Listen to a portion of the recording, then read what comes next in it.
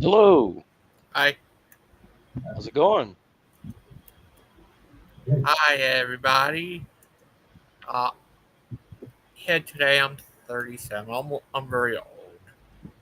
Oh, you're very old. You're my age now. Oh, How about that? We're the same Happy age. birthday to To you. thank you. you. Happy birthday to you. Or maybe we should wait till more folks come on to sing. Aiden's It's trying to get in. crazy. We can always practice. Happy birthday to you. This is your birthday song. It isn't very long. Oh, thank you. You're very welcome. Do you feel old? Yeah, I always feel old. Oh, I Very guess old. so.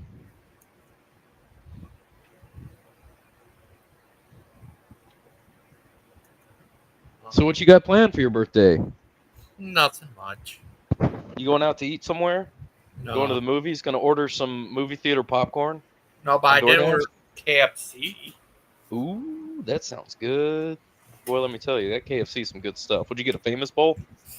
I get their chicken strips and chicken sandwich or fries. Nice.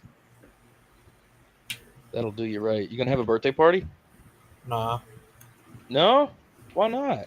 Oh, hi AJ. Hey, how's it going? Too cool for birthday parties? I am too. I'm too old. Yeah. You're too old. Oh, what did you want to show about AJ? I wanted to show this thing that Wake Not Woke talked about, which I didn't even know about. I thought was kind of cool. Um, so this is the Alabama Secretary of State website, hmm um, and you search up for creation science evangelism, and you get all this information about it. I didn't even know you could do this. Oh yeah. So So registered agent name. Who is this? Like, what does this mean? Registered agent name. Not entirely sure. Because I think Melvin that's Meister. Is that oh, is that the that's pastor? Pastor, yeah, Meister. Okay, yeah. So yeah, so he's pretty high up. He's the guy now. He's the Yeah. Ernie Land. Alphon Or is Ernie still on there? Yeah, he is, but Alfano Alex, I have no idea. Yeah. He's an attorney from Miami. Oh yeah, yep, these are the attorneys. He's kind of really dumb And look at this, too. Matt Powell. Yeah. Oh Still. wow. Yep. What about Brady Byram? Is he still on there? Oh yeah, we're gonna get to that. Gee But whiz. is this so? What is this street address? Is this Matt Powell's like address? Is that what that means? Is it in Florida? It's in Michigan, so I think this is his like home address? It might be. Jeez, What? oops. It's not doxing if it's public information. I mean, hey, yeah. So we have Incorporator as Ernie Land. Well, that makes sense. And there's a Hello. merger. So Hey there. Ernie Land's son got removed. Lady Di got removed. Yep. Brady Byram was added as a director, Gee whiz. manager, organizer. Yeah, let's just put pedophiles on the board, of Yeah. this Christian organization. So he fired Lady Di and put Brady Byram there. And this happened in 2022. Yeah. And Bill Sardi, who died of was- COVID, Passed away. got COVID-19. That's a fact. Kent won't acknowledge that, but his health guy got COVID. So. Really Poetic good. justice. Hoven. Yeah. That's hilarious. You deny vaccines and then you died of COVID. Whoops. Boy, is my face red in the grave. Chris Baker, Ernie Land, Brady Byram. See, this is pretty recent. This is just last year. Oh, is Awake Not Woke with us? Yeah. No. Yeah, that's me. I'm Wait, here. Oh, Hello. this is so. You talked about this, and Yeah, I'd love to have you on my channel. By the way, that would really piss them off. But the stuff you Well, talked about was great. Not just for that reason to have you on, but I would love to talk to you about some of this stuff. But I had no idea about it. well, that's why I was curious to have her on because Missing Maud had mentioned that your departure from their channel was prompted by some things, and I figured it would be better to hear from you. And if you don't want to talk about any of this, that's perfectly fine. I'm just curious, and if you could satiate my curiosity, it would be appreciated. Yeah, I don't mind going into a little bit of detail. Sorry, I just walked inside, and as I walked inside, this big wind gust just blew all like this giant door down right where I was standing. Oh, geez. Hope you're all right. I would have to say that. I'm okay, thank God. I walked in just for a second, so I just need to. Okay, I just had to push that in a more safe position so it doesn't fly off. Hey, Not Away. doing leaves too. Hello. Hey, how are you? I'm all right. I would like Feeling to, very lucky right now. As Proverbs Christian, I would like to extend an invitation to you to rejoin our channel. Well, you can't because you have to be a guy to be a Proverbs guy. So That is true. Ooh. They did kind of shoehorn themselves with What that does that name. say about Tabitha? yeah, I mean they're the ones who say that there's only two genders. Well, how can you have a Proverbs guy who's a woman? Explain that. Oh, no, but I am starting actually to solve curious systems. as far as. That's all right. I don't need to speak. No, you don't. It's fine. I mean, it probably would be preferred that I don't anyway. Correct. No, but I am curious though. Awake not woke, Miss Chris, whatever you'd prefer being called. Either one is fine. What? Okay. Just kind of whatever, however much or little detail you want to go into. Much, what kind of preferably. caused that departure? Well, it was. Well, let me just state that you guys know this. Y'all had Indulge nothing us. to do with it. No one contacted me, right? I saw that it's been said that you guys targeted me, and you didn't. Oh, is that right? Yeah, and I didn't appreciate that being told because I made it pretty clear to Stephen and Achilles why I left, and it had nothing to do with that. None of you guys had contacted me at all. Now, I contacted Father Charles when I first. Well, I'd actually already decided to leave, but some things happened, and I got really upset, and so I just blocked everyone. And so I contacted Father Charles to ask him to mediate between me and them if it was, if it was necessary, and it ended up not being necessary. But so I guess it started with, well, actually, I had been thinking about leaving for a while because I don't like the way that people are spoken to sometimes. And, I have these cards, and I would hand them out to people, and I would talk a lot about the podcast whenever I went to my Bible classes. And it just got to a point where I didn't feel comfortable handing the cards out anymore because on the Lion's Den, now, my podcast and Ryan's podcast and Samuel's podcast, they were all pretty fine, but with the Lion's Den, sometimes someone would be very hateful. And so I didn't feel comfortable anymore giving these cards out because I didn't want, people to go onto the channel and just see that,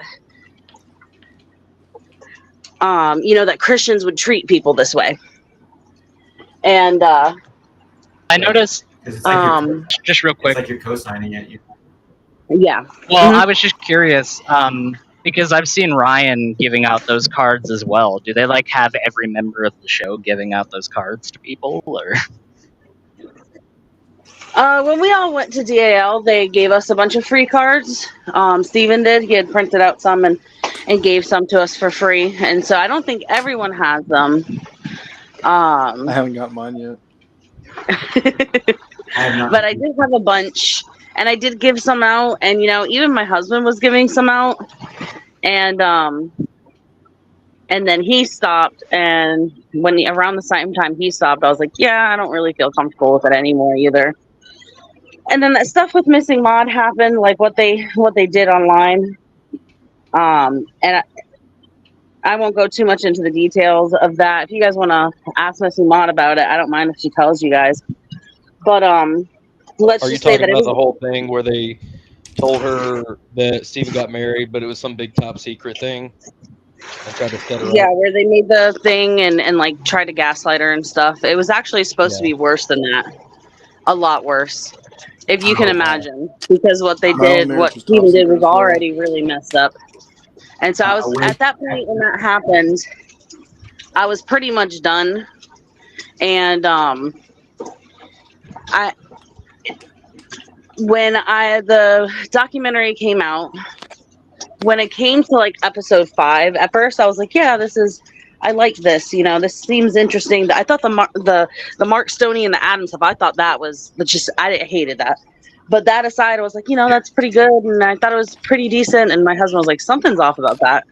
You realize, because he listened to a lot of it with me, he was like, you realize that guy literally did structure his taxes though, right? Like, that's what he did. And it made me kind of think, and then when it got to the 5th episode, and it was just like over and over, have you heard of any pedophile rings? Pedophile ring, pedophile ring, pedophile ring. Right. And I was like, this is so weird. Why? And I felt bad for the one guy who had not even heard of anything. He was new, and he wasn't even prepped beforehand to say, hey, these are the questions I'm going to ask you. Let me go ahead and tell you about all these things that are going on. That's fine, honey. You can come over. Huh? I'm streaming. As my oldest, his friend's gonna come over. I'm standing outside listening to the rain, but I thought that was really. This is a tropical storm. You have to be inside. Yeah, it's okay, baby. Thank you. Tropical storm. He's a little bit offended because he wanted to go play in the rain earlier, and we were like, no, you can't. It's a tropical storm. And now he's like, well, mom's outside now. What the heck? But I thought it was just wrong to spring it on that guy. That was just wrong. He should have been informed beforehand. He shouldn't have been put on the spot like that. And then I got this idea that I wanted to know who Zaire was. Yeah. I was like, who is this? First off, I thought it was weird that they would have an issue with wanting to off a pedophile. Now, as Christians, we shouldn't condone just, vigilante justice, killing anyone, right? But it seemed weird to be so like upset by that. And so I thought that was a little bit strange. So anyways, I looked into who Zaire was, and now initially I thought Zaire was Zaire's mom. I got the names confused. But when I found out that Zaire was the victim of Chris Jones, I thought, wow, that is some really horrible context to leave out. That's just so wrong. Exactly. How could you not include that? Because again, yeah, we shouldn't go around planning to kill anyone. But again, when it's the victim, it gives a whole different context. And hold on one second. Well, he did something similar with Mark. Like the reason that he even was mad at Kent, he totally cut out the context of that as well. Yes, and so when I realized that about Zaire, I stood up till like 6 o'clock in the morning just watching old recordings, and I found the old recordings of Steven when he was anti-Kent. And sorry, I just noticed one of my roses came to bloom. Anyways, and I was really put off by that because he had told us that he lied, right? All the things he said before were lies, and he was ashamed, and he was friends with Kent Hovind again. But in the recordings of the things that I was listening to, they didn't seem like lies. He complained that Kent Hovind brought a pedophile to DAL. Well, he did that. How's that a lie? And the thing that, so when that happened, I was like, okay, I'm done. I told my husband, he was like, yeah, you need to be done. I agree. You should have quit sooner. and he's right. I really should have. And so I was gonna tell Achilles that Monday, but instead I heard Achilles and Mark Stoney talking about what happened with Mark with your daughter and with Kent. Now I had heard through like doing all of this research, and I was bringing some of my concerns to Achilles. I did hear about what had happened, and I was not okay with it at all. But then I heard how old she was, and trying to justify it, and that was very triggering for me as someone who, suffered from some child sexual abuse as a child myself. And so I just I was very upset. I was like crying a lot, and I just went ahead and blocked everyone, and I was just like, I can't do it.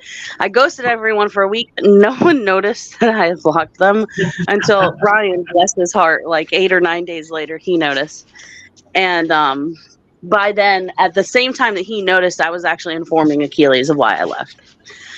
And because I decided after the week of being able to, process it all and kind of going through a type of mourning, I guess you could say, because I feel very betrayed. I feel very stupid, a lot of emotions, even still now.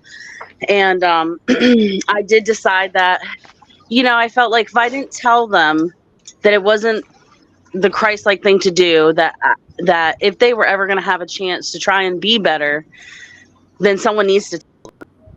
And so I did tell Achilles, and that's a whole other thing. We had a lot of emails back and forth, and that was like I said, that was a thing. But ultimately, there's just a lot of things going on with my family now, and everyone's okay, but there's just life is a little bit more hectic than normal. And so I told Achilles, I was like, I can't hammer out these details anymore. I was trying really hard to get him to agree with me, and he was trying to get me to agree with him. And now he was he didn't treat me badly throughout the process at all. I appreciate how, respectful he was to me, but we were just not seeing eye to eye. And it just hurts me so much to talk to him or any of them, which he's really the only one I've talked to about it. But it hurts a lot to, it makes me kind of feel crazy, to talk, Kent did this, and this is really bad. Or Steven did this, and this is really bad. And then for someone to try and convince me that either it's not that bad or that it should be overlooked, it made me feel like I was being gaslit. Even though I really don't think that Achilles was like, I'm going to gaslight Crystal. I don't. But it did make me feel that way. And I just couldn't do it anymore. And so we dropped the subject, and he's respected the fact that I asked him to stop talking about that, which I appreciate. And that's just kind of where I am now. By the way, I was Vanilla Ice. That was me. I was posting under a fake name at first. Yeah, I was Vanilla Ice. I remember one day Christian tried to join as Vanilla Ice, and he was trying to join under all of his different names, and he got blocked even as Vanilla Ice. And I remember Christian saying something on one of y'all's shows, and he was like, "Man, they even blocked Vanilla Ice." And so that was something that I just a memory I always kept because I thought it was really funny, and so that's that's where I got the Vanilla Ice on Christian Pike persona from. Because I was a little bit worried to be out in the open and stuff, Then that was the other thing. Then I started feeling bad because then I felt like I was being misleading, and I wasn't trying to be misleading. I was just a little bit too nervous to come out and be out in the open, and I knew people would ask questions, and I felt like I should answer these questions because someone has to say these things. But I wasn't ready yet, and I am now. It's not like I want to make it a regular thing where I'm just constantly talking about them or anything, but I did feel like I needed to be honest about what happened and hope that, because I'll tell you guys why it took me so long. Well, it shouldn't have taken me so long as far as the way that Steven treats people. That a long time ago should have been enough for me, and I regret that I let that go on for too long. But as far as the Kent stuff, what it was is whenever I watch the videos that people do, a lot of times, not always, a lot of the times, but creationists are being made fun of, or Christians are being made fun of, or talked down to, and I use that as an excuse to like not. You can go ahead and go inside, honey. I use that as an excuse to not listen to the evidence, which was wrong. I shouldn't have let that stop me. But I'm glad that I did finally one day go, you know what? It doesn't matter whoever's sharing these videos, what their views on Christianity is. What I'm trying to get to is the meat of what really happened. And so all the recordings that, you know, there's a lot of recordings out there. A lot. So I'm glad that they were there so that I could, you know, inform myself. And it's unfortunate that a lot of Christians want to look past all the stuff that Kent has done because they're so focused on the good that he has done. And it's my opinion that all the good he has done means really nothing, because in the end, I think he's doing more harm than good to the Christian world, because he learns anything about the stuff that really goes on at DAL, I feel is going to be pushed away from the faith. And so I don't think there's a net positive. And even if there was, unacceptable, regardless. You could prove to me on paper that what he's doing, that there's a net positive, I wouldn't care. Because there's certain things that, like child pedophilia, that kind of stuff, that's a big line for me that I don't even go anywhere near. But so yeah, at this point, I'm just kind of random. Well, I'd just like to say that, you know, and to point out to everybody upon listening to your story, which thank you very much for sharing that. That's much appreciated. I can't imagine that was an easy thing, especially given what you were talking about. I can't imagine that was an easy thing to kind of get out there and relive. So I do appreciate that. And I'd like to make it clear to everybody in the audience that even though, you know, they will constantly say that, oh, Kent is, you know, these people are trying to tear Kent down. They're trying to tear his ministry down. They're trying to do this and they're trying to do that. The only thing, and correct me if I'm wrong, Awake, but the only thing that really dissuaded you from Kent wasn't anything that me or AJ or Mark Stoney or any of those people were saying. It was just looking at the cold, hard facts and information that was withheld from you. Literally. And it started with Steven's recordings, not even y'all. Well, His old recordings. I have a video that I want to like recommend that you watch. Is one of, maybe both of them, but like the second video I did with Paulogia, it covers a lot of that stuff. I think like you probably get a lot out of that. And I may have already watched it. When you say I watched a lot of videos, yes. Okay. So that first night I watched until 6 in the morning, but for the next like 2 weeks, I did a deep dive, you know. I don't know. There's some kind of echo that's getting really bad. Yeah, I'm not quite sure what that was, but that was a really bad echo. I watched TTOR. I think it was TTOR did a video, the weakness of Kent Hovind, and you know, there's a lot of stuff I got from Kent Hovind himself. He admits that he was making deposits just under $10,000 regularly on purpose. It doesn't matter if you agree with structuring or not. If you are someone who completely disagrees with taxes and you don't agree with the structuring law, that doesn't matter, because the fact is that he was guilty. He literally did that. Yeah. On the documentary, he tried to make it seem like structuring is any amount that you withdraw under 10,000, but it's not. It's just under. When it's exactly what Ken did. Like it's really exactly. Well, they look at the totality of the withdrawals and the transactions too. It gets obvious if you're taking out like 8,500 one day, 9,500 the next, 8,000 the next, and then just day after day you're taking out amounts that are close to. I don't think there's a number set in stone, but it's the totality of how the action is going. Well, and the way that it was phrased in the documentary was, oh, well, this is just something that everybody does all the time, because the way that Kent Hovind wants you to think about it is he was in trouble for withdrawing amounts under $10,000, which makes no sense whatsoever.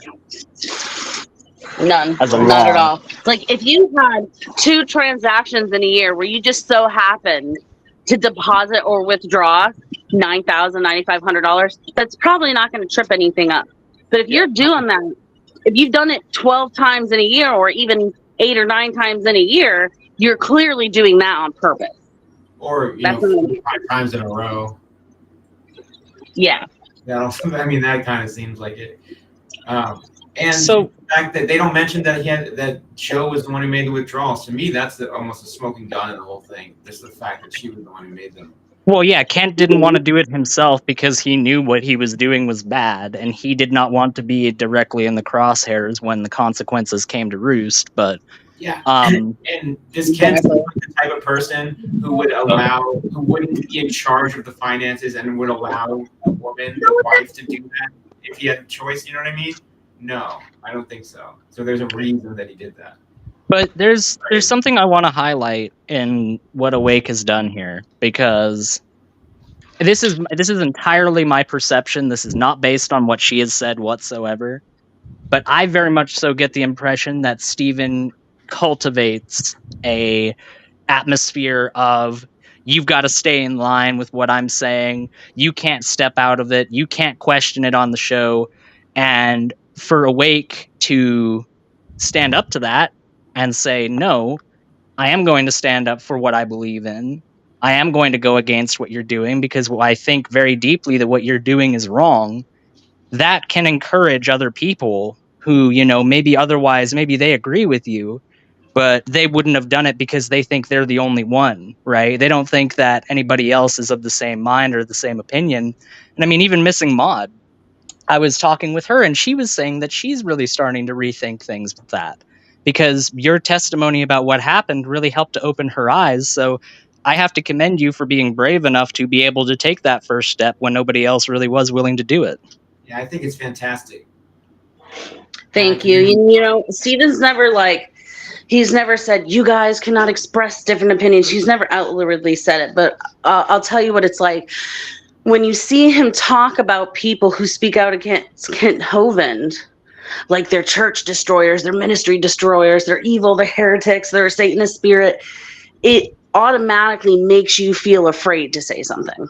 Or when you see them speak so horrifically about Calvinists or Catholics, it makes you afraid that, well, what happens if I have a theology that's different from what they believe?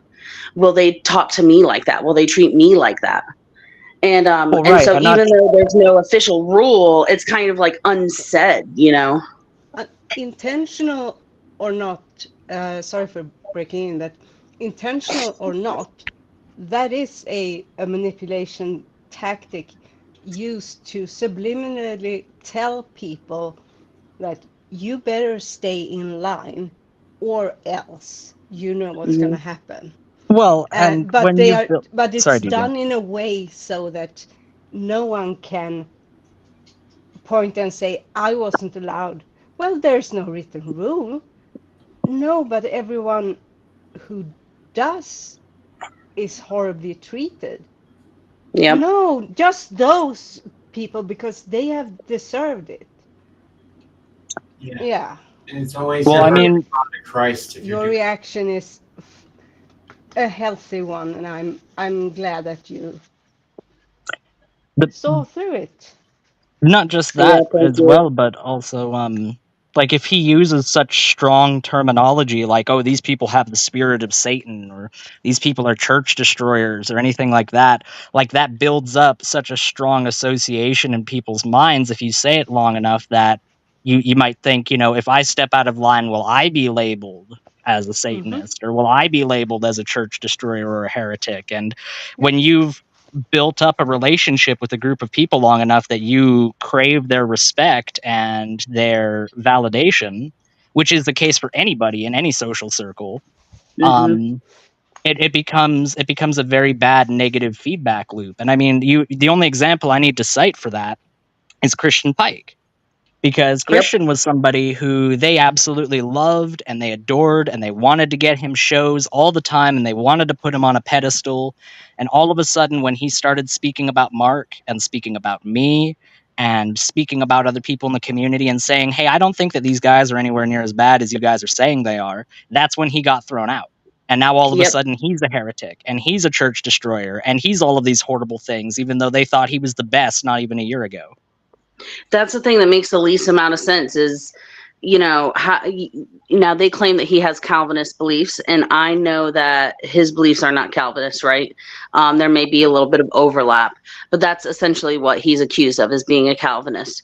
And whatever his brand of Christianity, whatever you want to label it, Calvinist or not, they were totally fine with it before he started coming over to like y'all's group, like you said. And now that he's had some more interaction with you guys, it's now he's a heretic, now he's a small man, now he's all these things. And it's just, and he's a non-believer, and just all these wild accusations simply because he like calling him trash. Like that was something that, when I was trying to talk things through with Achilles, and had like maybe just a tiny, I knew the chances were very slim, right? But I just had this tiniest little ray of hope, like, maybe Stephen will start to realize that the way that he talks to people, regardless of the history, is just so unchristian-like, especially for a channel that's a ministry, right? And it's not just someone's personal channel. I think a ministry channel should be held to higher standards. And then I saw the episode where he called Christian, said something about, he took the trash out of the temple. That just disgusted me. That made my stomach turn. And that's where I kind of realized, like, there's just, there's no hope. Maybe one day, but at least right now, because I don't like to say there's never any hope ever, but at least for now, I don't see any changes being made, unfortunately. And I pray that he sees what he's doing and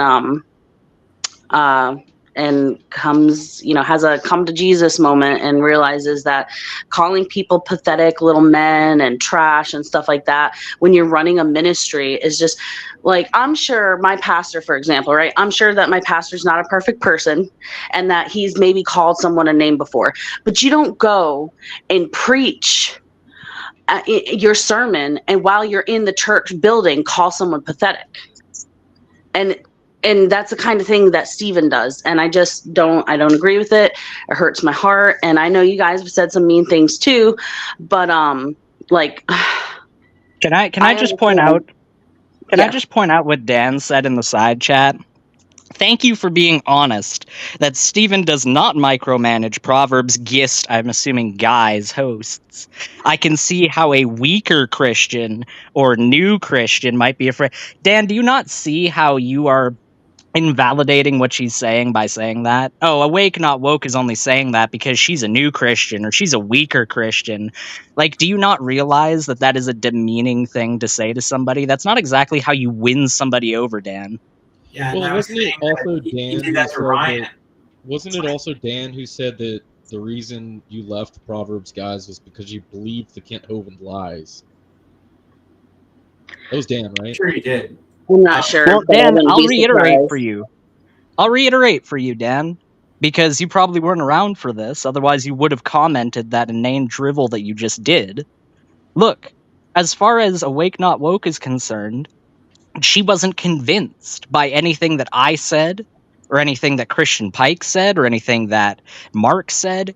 She wasn't convinced by that. She looked at the evidence that Stephen and Achilles intentionally cloistered away and tried to keep away from people. That's all she had to do. For the record, I don't care how many years someone's been a Christian.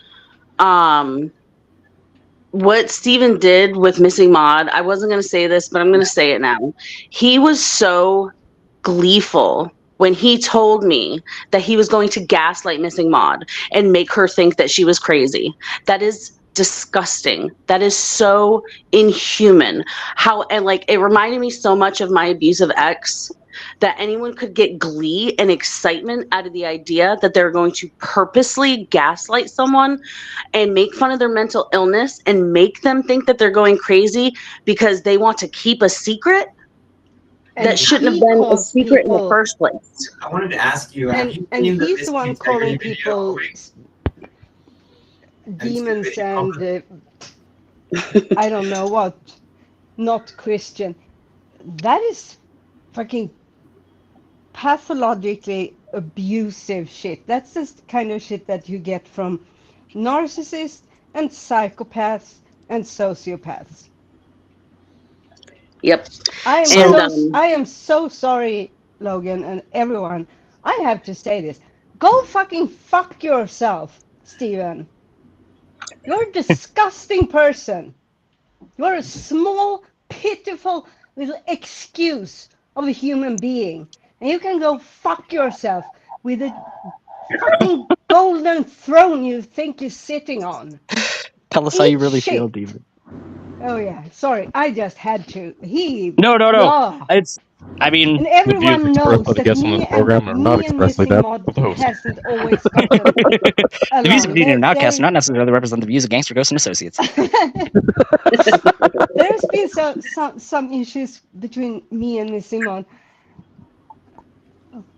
That's not okay. You don't treat people that way. no. And he thinks he's ministering to people? What the Well, if you I'm notice, sorry. that video is not on the channel anymore, and I'm sure it's because he realized that it looked really bad. Yeah. You know, he's a manipulator because I told him don't do it, and he acted like he wasn't going to, and like he was just going to try and misdrew it, like there was some misunderstanding, and he was going to be a little bit nicer about it, and then he went live, and though he didn't go as extreme as he had initially like planned to, he still essentially, you know, did a whole episode where he was just gaslighting and making fun of Missing Mod for mental illness and saying all these things. And Achilles mentioned to me that when they went backstage and after the show, and Achilles was like, you know, what's up, brother? You told me that, you know, me and Awake, that you weren't going to do that. And Steven told him, well, I lied. I knew if I told you the truth, you wouldn't go live with me. So that's the kind of person that Steven is. And people need to know. People need to know. Now, Dan, I think Ryan's show is great, and Samuel's show was great. I realize he doesn't do it anymore. You know, I've not had an issue with the other podcasters, right? I'm sorry, it's Steven. You know, Yep. That's it. I have a question for you, Wait. Did you happen to see not interview, but the meeting, the Dinosaur Adventureland meeting that took place the day after I left? They had Chris Jones in it. I have that one saved. That's one that I had because like as I was watching links, I was saving them so that because I got to the point where I watched so many videos, I was starting to rewatch videos and not realize it until a few minutes in. And that is one that I did not watch, but a few minutes of, because it was just it was just like so triggering to know that he's there, you know, and that he's talking. And so I've always intended to go back and listen to that one. But like I've heard where Kent was trying to convince him to go and, you know, under a false name to go pick on Cindy and all the crazy stuff. I was wondering though if you had seen the video that they did called Missing Integrity with the On Proverbs guy that was Steven and Achilles, that was all about Missing Mod. That's the one I was referring to. That video that they did was the one where he said he wasn't going to be as bad as it was, and it wasn't as bad as it was, but it was still far worse than what he played off he was going to do. You were saying they were planning to do the video, but they actually did do it. So you were there when they were planning that video. I actually signed off before he went live because just something in me was like, don't go live. Don't, you know, even though he said he was going to be a lot nicer with it and he wasn't going to gaslight people. You know, I was just like, there's something's off here. And he said something to me. He was like, you know, I won't do it if you tell me that this is going to make you leave. And I forget what I said. I just like made up some bullshit and was like, don't worry, I won't, or anything. But like really in the back of my mind, I'm thinking like, it doesn't matter if you won't do it because I tell you not to. That's not because you know that it's wrong. Which then in that case, it doesn't matter whether or not you do it or not, because I've already heard you gleefully being so excited that you're going to screw with someone's mind and mentally break them down. I have a question. Was Dan present for this when this happened? No. Dan. And yet he's in the chat talking about how you're gossiping This is all gossip, awake, not woke. Why would you be saying this? It's not like you were actually there to witness it happening or anything like that. Yeah. I mean, Well, like, at come least on, Dan. Seriously, do you not see how you've been conditioned, Dan, to without even any evidence whatsoever, just jump to this guy's defense? Like, Yeah. if you're going to do that, then at least get your facts straight before you come on here and make a fool of yourself. Come on the chat, Dan. Yeah, Dan should definitely join join. the stream. Dan loves the taste of Steven's boots. Seriously, it feels like that. I want him to prove me wrong.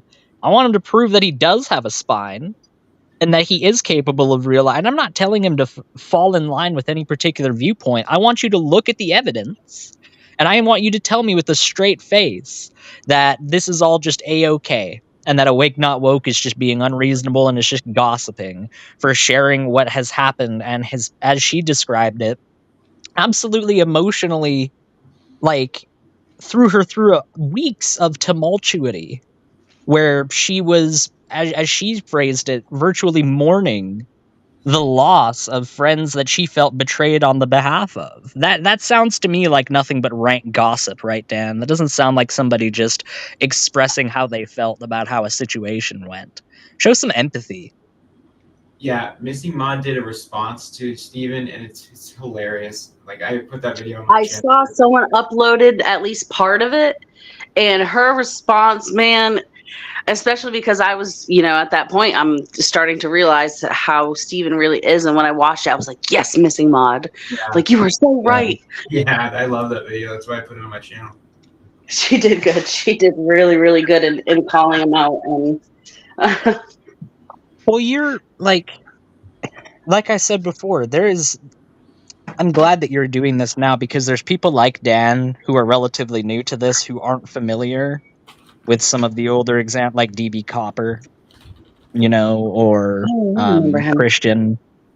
DB Copper was this was like a year and a half ago, but he basically filled the role that Achilles does now. He was Steven's right-hand man. He would be the guy that would moderate the streams, and if somebody was getting rowdy, they would kick them, or if they were over talking, he was basically his right-hand guy. And he basically fell into a very, very similar situation where he actually, especially in his background being a cop, using the resources at his disposal to look into this and really just fully realize the extent of what was actually going on. That was in the midst of the Zaire investigation, of all of the drama surrounding the Zaire investigation. So he very early on, even though me and him were quite hostile towards each other initially, the last communication I had with him between us was him saying, thank you for telling me about everything that had happened, and I'm sorry, and I made sure to reiterate that I was sorry because we had said some things that we came to regret. But ultimately, it seems like this is a running theme where people who at first are ardent defenders, as you would expect any friend to be, of their other friend, they eventually learn the truth behind this, and they decide that maybe it's not in their best interests to I do used that. to be really close friends with Steven.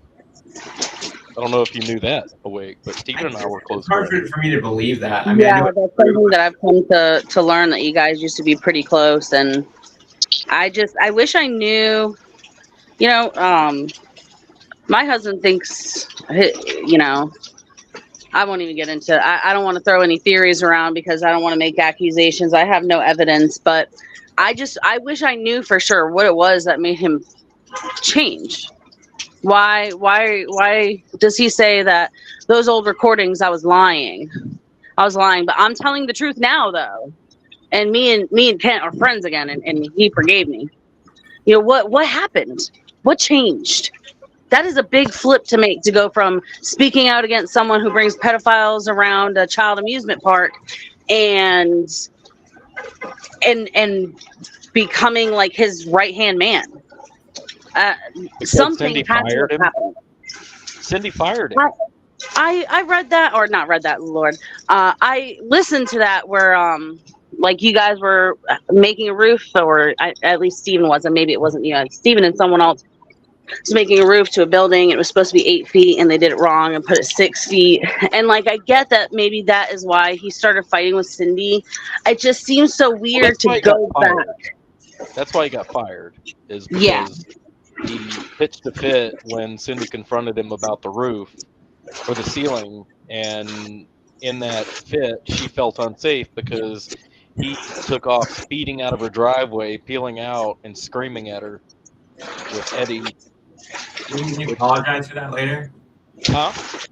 Did he apologize for that later? He said he didn't do it. He said he wasn't him. He said it was Eddie that was driving and peeling out and screaming. I must be thinking about a different person. But from what I understood, they were both very upset that they were not going to get paid for building the ceiling wrong.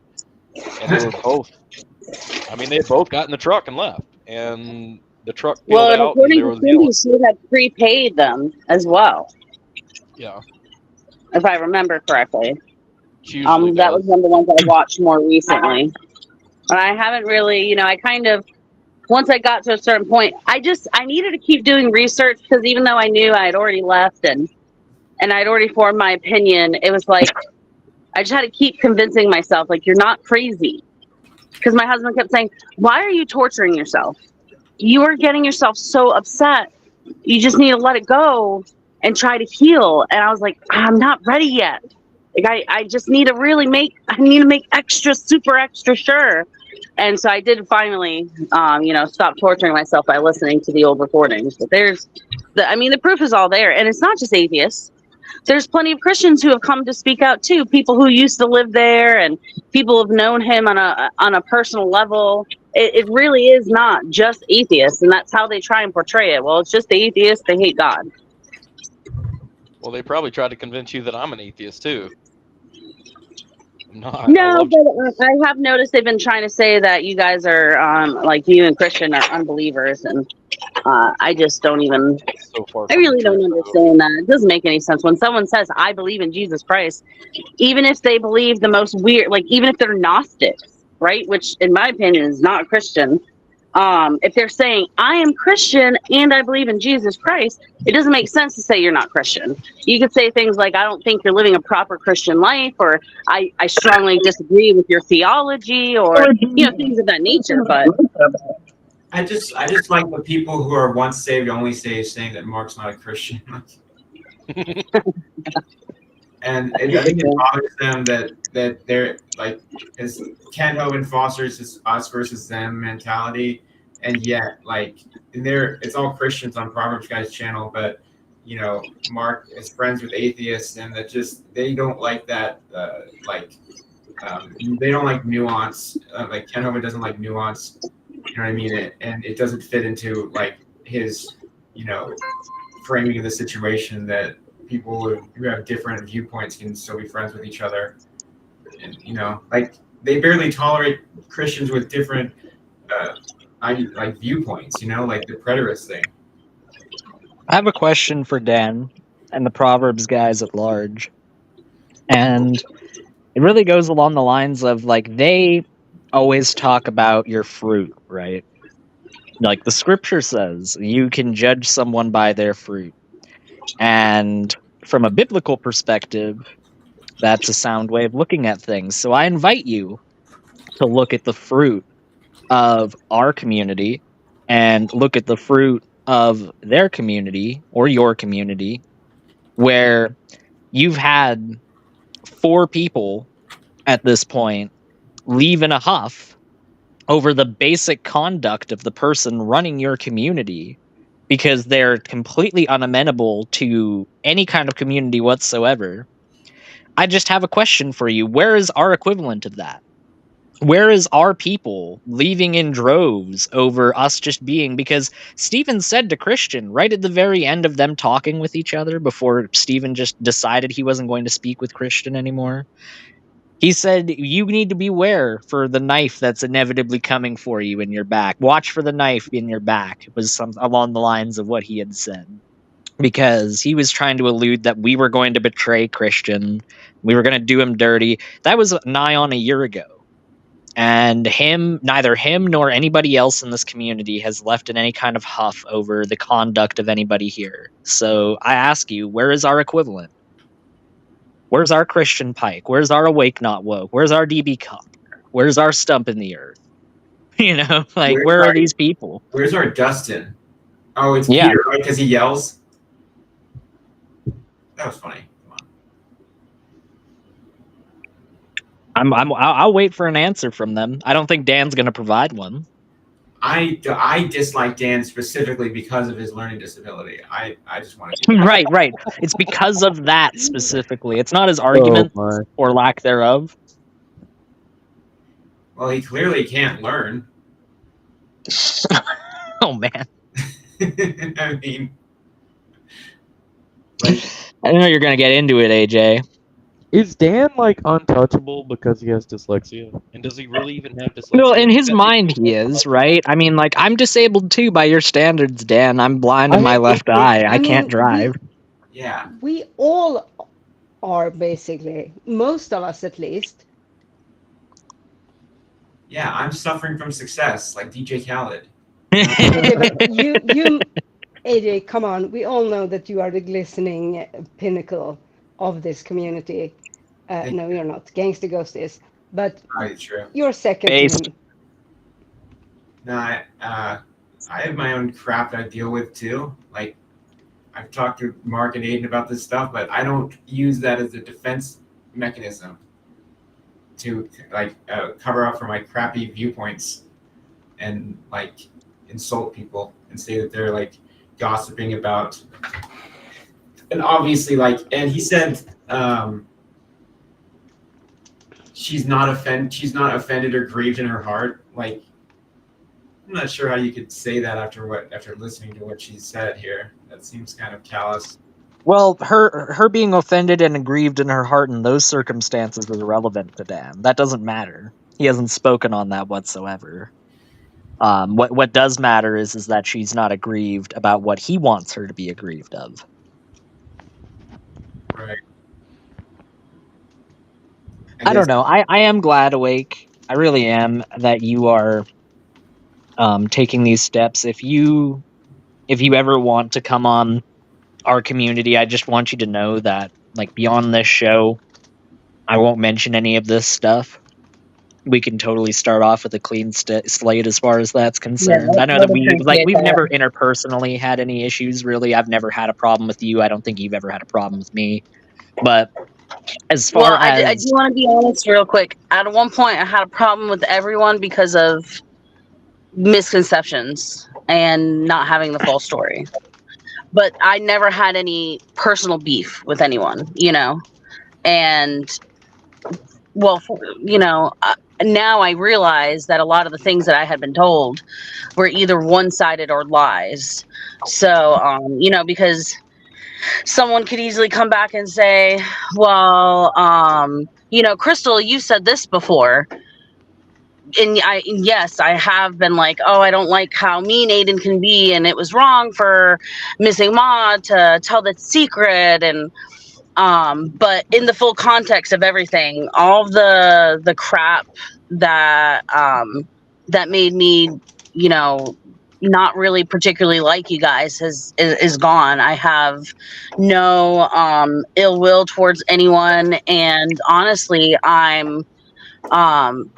I just feel sorry that I made these one-sided judgments without getting the other side, because that's an issue that I've had a lot in my life and that I thought that I had overcome, and apparently not, you know. So, but now I see the other side, and I'm more informed. That's what I really love about what happened here, is that, like, you went out and actually looked at, like, the other side and spent time watching videos and, like, looked at the evidence and came to a conclusion, rather than just towing the line with what Steven and other people would want you to, like, oh no, like, those people are just lying, and, you know, I mean, like, you have to trust people just because they're, like, leaders in your Christian community. Like, no, that's not, you know, it's like you said, it's a misconception based on constructed viewpoints, and that's what I said about fostering an us versus them sort of dichotomy. It's you have to make the other side. It's like literally demonizing people, like literally Yeah. though. Like that's what they do. Literally.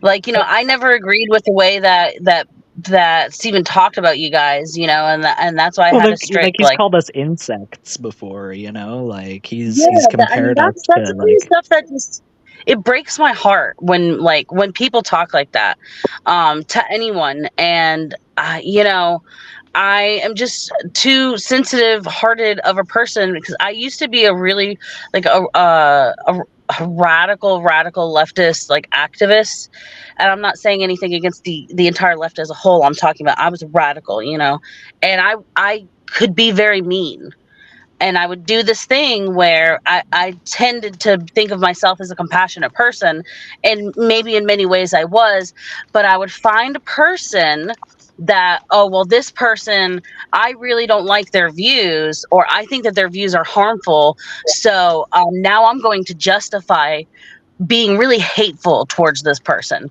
And that's a part of my life that I'm really ashamed by. And so when I see people saying really mean things, it takes me back to when I used to talk like that, and it just hurts my heart because I don't want to be a part of anything like that anymore. And to find myself in a Christian group, and Christians are supposed to be, loving, and to be experiencing it again, really, put my morals at odds with what I was taking a back seat to. And I just, no more. I mean, introspection is an incredibly difficult. I've spoke about this a few times. Introspection and actually turning the lens inward and examining yourself is an incredibly difficult thing to do in life, but it's also an incredibly rewarding thing to do in terms of what you can get out of it, what you can really learn and improve upon about yourself by doing it. Ultimately, I think that's because nothing that's ever really truly worth it in life is ever really going to be an easy endeavor. Yeah. I think that what you mentioned is not really married to one or the other, like political side. Like I think people just anybody can do that. You know what I mean? I think it's, but being a radical leftist, I mean that's pretty base. I just have to say that. I'd like to address something to Dan in the chat, or from the chat. Dan Pazzi? Yeah. Ozzy. We can't have a woman yelling more than once on this panel, okay? Deviant. Yes. It's a good Christian panel, so try to keep it below 50 decibels. We gave you the right to vote. Let's not try agree. I'll try to. I'm I would joking. just like to. Yes, of course. I just like to point out the utter irony of Dan writing in the chat, DVN, I guess that's deviant, going off on her immoral rants, and none of the Christians say a thing. Dan, You deserved it. Fucking asshat.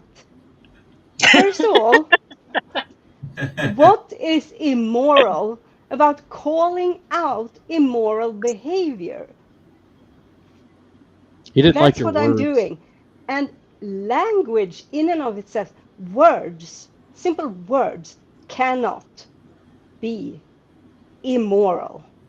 Actions are immoral or moral, not words, okay? And you are sitting here, I have been through you defending Chris Jones, you defending Kent Hovind, you defending now Stevens' fucking insane, devious plans of manipulating Missing Mod to make her feel crazy and feeling glee over that. And that fuckhead calls himself a Christian. The others here might not use the words I do, but that's just But who the sentiment I am. is shared. the sentiment is shared. I mean, like you were talking about being a weak Christian, Dan. And if you want to talk about being a weak Christian, you are called to truthfully witness the misdeeds, not only of, the Gentiles, not just of the people who you're called to minister to. You're meant to do that for everybody. More so than anybody else, your brethren is what it's referred to most often. You're supposed to keep your brethren up because they are the people who not only better than anybody else as part of being the same community, but you have more vested interest in keeping aloft in the spirit than anybody else that you would know because of that personal bond between you. Why then do you just stand aside and not give witness when anything bad happens, when anything that's negative is perpetrated by people that you're in league with? It's all of a sudden beyond notice. It's as Awake said, it's always qualified. Oh, it's no big deal that they did that, or oh, you should just overlook that. It's never actually taking responsibility for the wrongdoing. Because, like I said, taking responsibility requires introspection, and that's very difficult to do for anybody in life. Whether you're the wisest sage or you're the meekest dullard, it's going to be incredibly difficult for you to come to terms with who you are and what you can do to actualize what you want out of yourself. But it is possible, I assure you that. Hi, Big Bad Mama. Big Bad Mama. Hello. Hey, everybody. Hello, Big Bad Mama. Happy birthday, Logan. Bad Hey, Mama. Yes, happy birthday. Can we sing happy birthday now? Oh, It thank you. is a birthday song. It isn't very long. Thank you, Mark. You're welcome. That was kind of anticlimactic. Yes. AJ, get on the harmonica. Okay.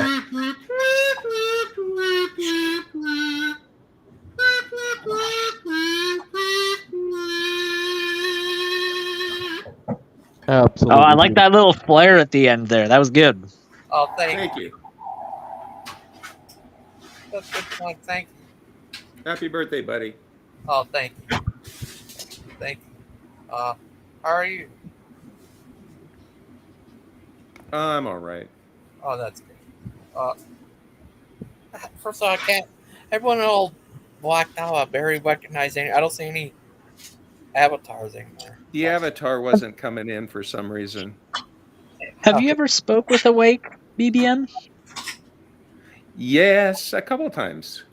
I always liked Awake. Is she here? Yeah. I'm here. It bugged them that I had been told before to be careful of you guys because, all right, remember when we were trying to do the treaty thing and that just fell to crap, right? Peace talks. Yes. Yeah. Yes. Robert's Committee for Peace. Yeah, With Adrian. and they were being unfair with the band hammer.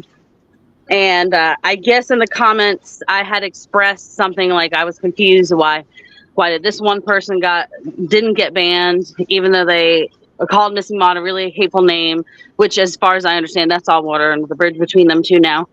And then Christian got banned for like nothing. And I guess y'all had made a comment that I seemed reasonable. And so they were like, be careful. They're going to try and take you from us. And y'all never did that. Y'all never reached out to me. If anyone ever came on my show, like sometimes Father Charles would be in the comments. Sometimes Missing Mod. No one ever, anyone who ever did become a part of my show was never like, hey, come to my show, or hey, send me an email. I got some info for you. I kind of bowled one of your shows over once. I did kind of do that one time. I'm sorry about that.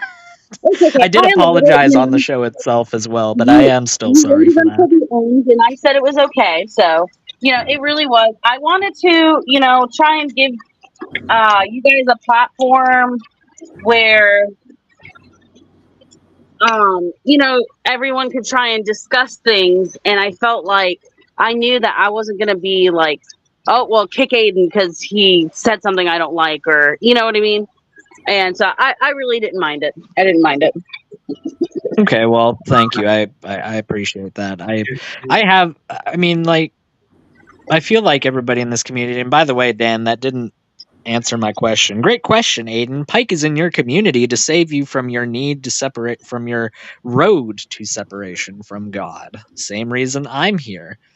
Well, that doesn't actually address anything I said whatsoever, Dan. What I said was Christian Pike, among 3 other people, have left your community now because they recognize that the fruits of that community are rotten. They're spoiled, and they're being spoiled not by everybody in that community. It's every single person has testified that it's one bad apple that's spoiling the bunch. So I really don't. I asked you. My question was, where is that equivalent for us? Where are the people that have become disenchanted with our community that are leaving us behind because we're just operating things so shadily, or we're hatching plots to try and make people feel crazy, or we're trying to construct a documentary where we don't mention a critical detail about somebody's abuse because it might make the person we're trying to document look bad. You know, like, where's our equivalent of that, Dan? Please come on the show. Like, you're just lurking in the chat. Yeah, we're not gonna. Can you actually get on the panel? Yeah, we'll answer questions if you come on here. But speaking of abuse, I'm sorry. Go ahead. I was gonna ask Big Bad Mama if he could play the kazoo again so we can. Oh, please don't. The kazoo broke my phone and my internet. No, it didn't. Okay. It didn't. My phone overheated. It sounds like a you problem, Deviant. Let's hit it. Yes. Ready, AJ? 1, 2, 3, 4.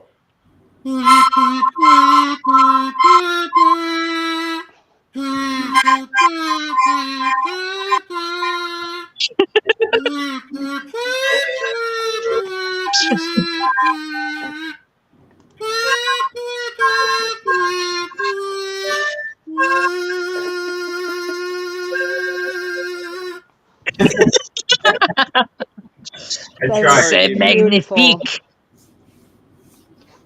Thank you. Thank you. Oops. Bless you. Thank you. Thank you. This is the part where Stump busts out of the cake. No, I'm just kidding. Oh, God. Happy birthday, Mr. Gangster President. Stump. Big Bad Mama, do you see that new video about Big Bad Mama Gang? No, Missy Ma told me about it, Logan. I'll check it out, but I came here instead to hang out with you. Oh, thanks. Yay. Big Bad Mama, there's a short that you shared, which I really appreciated, where it was Kent Hovind's ridiculous faux reenactment versus what he had said had happened, I guess probably before he had made the reenactment, and where it like contradicted itself completely. In one, you know, Cindy was telling him to get out, and the other, he was claiming that she wouldn't let him leave. Right. Did you watch that? I did, and that was another thing that I found out.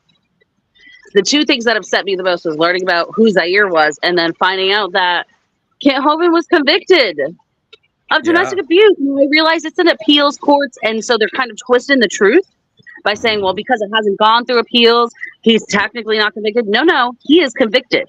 He is right now. You know, if in appeals it ends up thrown out, which I doubt that it will be, but if it does, that doesn't change that. Right now, he is convicted, and I was very, very offended for that. Steven knows a lot of my past, and you know, not that he should have been thinking of me when making the documentary, but I was very offended that he left out that context as well. It's just not right.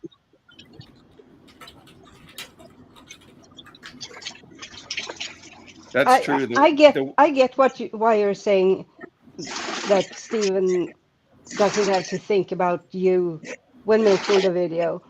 And sure, I mean, absolutely. We got a bunch of background noise coming from somebody. Oh, you know, it's probably me in the rain. I've been trying to mute in between. I'm sorry. No, that's okay. But he should he should think about and consider all, both women and men, who have lived through domestic abuse or abuse of any kind before making such lies. But he doesn't, because it doesn't serve his um,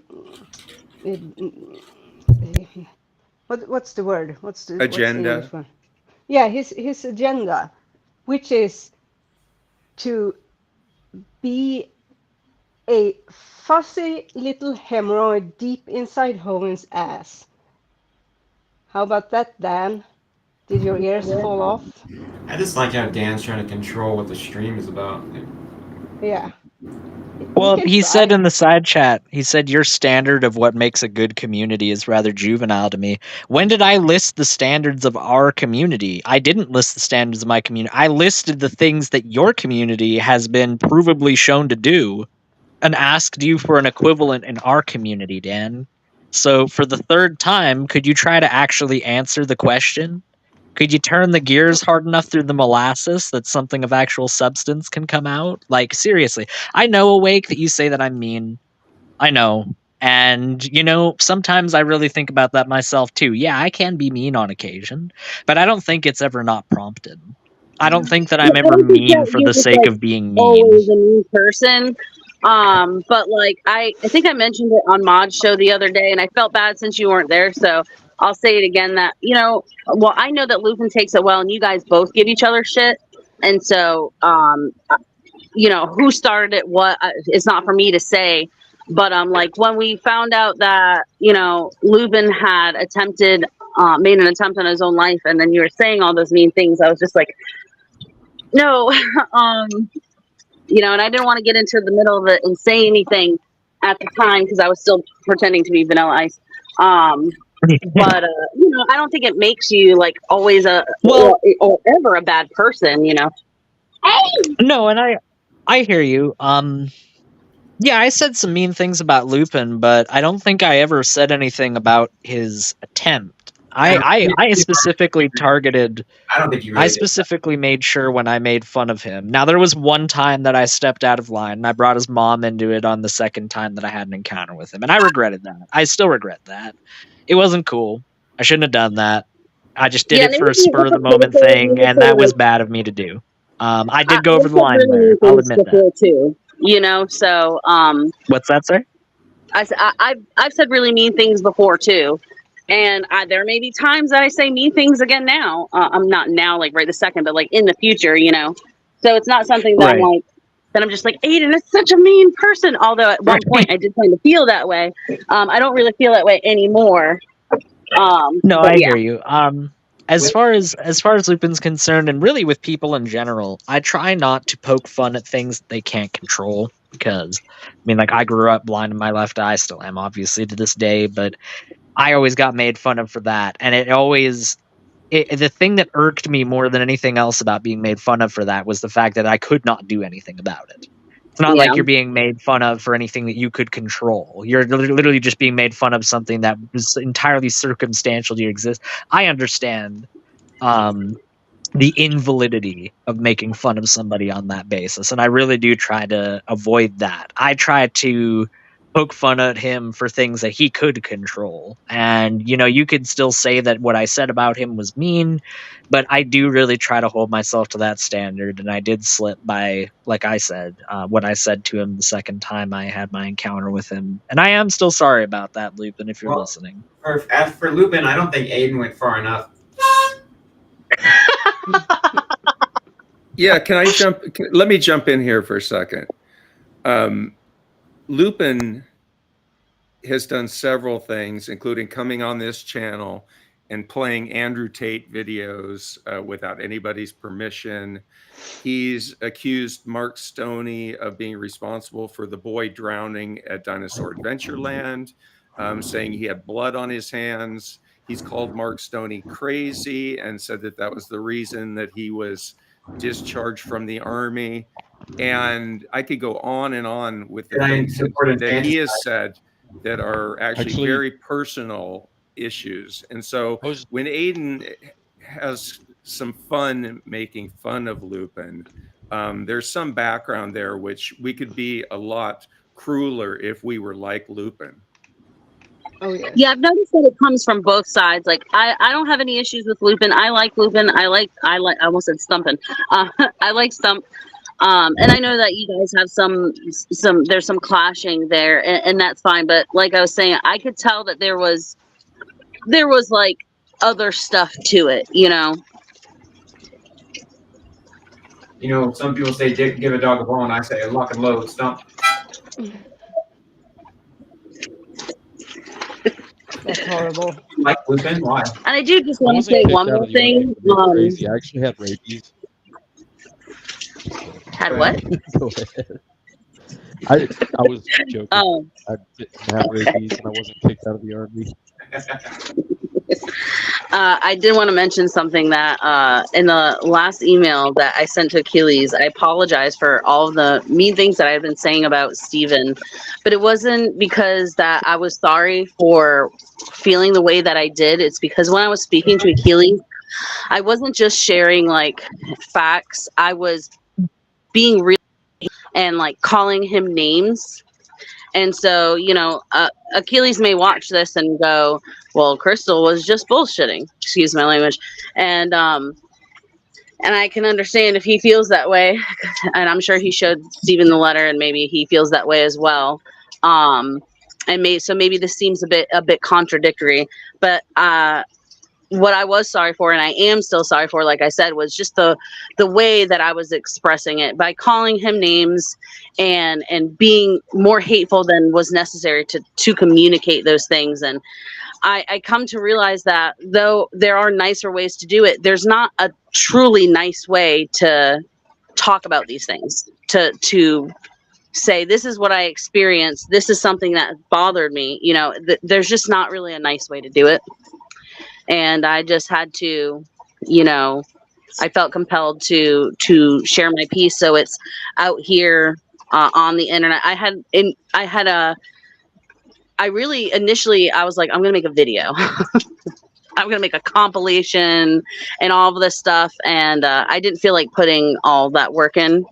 That was another reason why I saved links, because I made notes and stuff. And so I appreciate you guys allowing me to, you know, share my experience and just kind of really get that off of my chest so that it can be out there and just be done with. Because I've gone back and forth a lot. Maybe I should go on and say something. Maybe I shouldn't. Maybe I'll say a little bit and I'll just leave it at that. And it feels good to be able to just say everything and have it out there. And then I can just have that off of my mind, off of my conscious. And I feel like it's kind of been a healing experience for me. Well, I have to say, really Wade, glad. You said that it was good for you to share everything, and the script that we provided you before you came on the show very clearly stated that you were supposed to say that you felt good about disclosing everything. So just try to give that a second read, please. I'll have to check my notes. Yeah, please do. I mean, there is at least $10,000 in your account at this very moment from us for you to come on here and say all this. Well, it was actually $9,546. Yeah, but You'll get I the mean, other we're not accounting for like in she had to tax. I mean, there is a cost to come on these streams. We all know that. I'm more like a Wade not broke.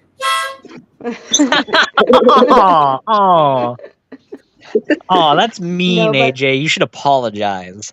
I should apologize. You should. I would like to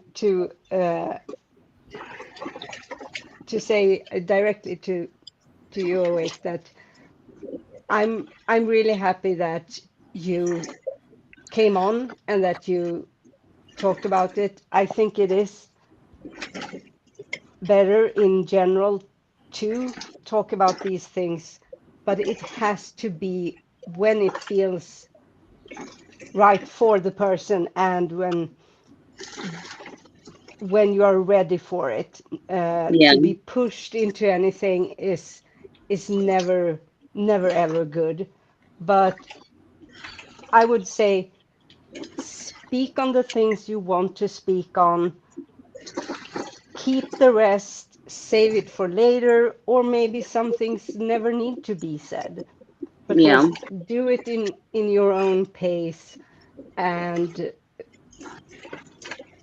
yeah, I just didn't want it to be like a thing in the future because I was in their messenger group and I had muted it and I had forgotten about it. So I went into the group and I removed myself, and then I got nosy, and I probably shouldn't have, but because I didn't feel like it was right for me to be in their group messages anymore.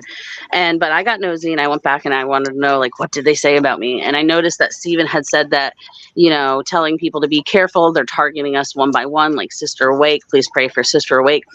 And that really bothered me. It bothered me a lot because he knows that's not it. He knows that's not it. And I it's not fair that he's still lying to these other Proverbs guys. And so I'm glad that I don't know that the other Proverbs guys will ever come and listen to this. But at least it's out there. So if they ever go looking for it, it's there. Storm of butthurt coming. There's going to be a lot of butthurt coming in response. I sense it. That's what I'm kind of looking forward to, actually. Well, like, look, as far as trying to target them one by one, like, Awake, did I or Mark Stoney or Christian or AJ, did we ever like reach out to you and be like, hey, you should get away from those Proverbs guys? Never once. Not even once. And that's what I was led to believe, like, that you guys do. And maybe you guys have done it to other people before, maybe you haven't, I don't know, but you didn't do it to me. No one did. Like, it was literally all 100% me. Totally all on me. Well, I'll be straight all up and honest with you. Based on what you had been witnessing and experiencing.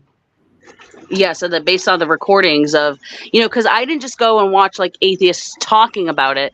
A lot of the videos I did watch were from atheists, but they were sharing actual testimony from people who had been at DAL.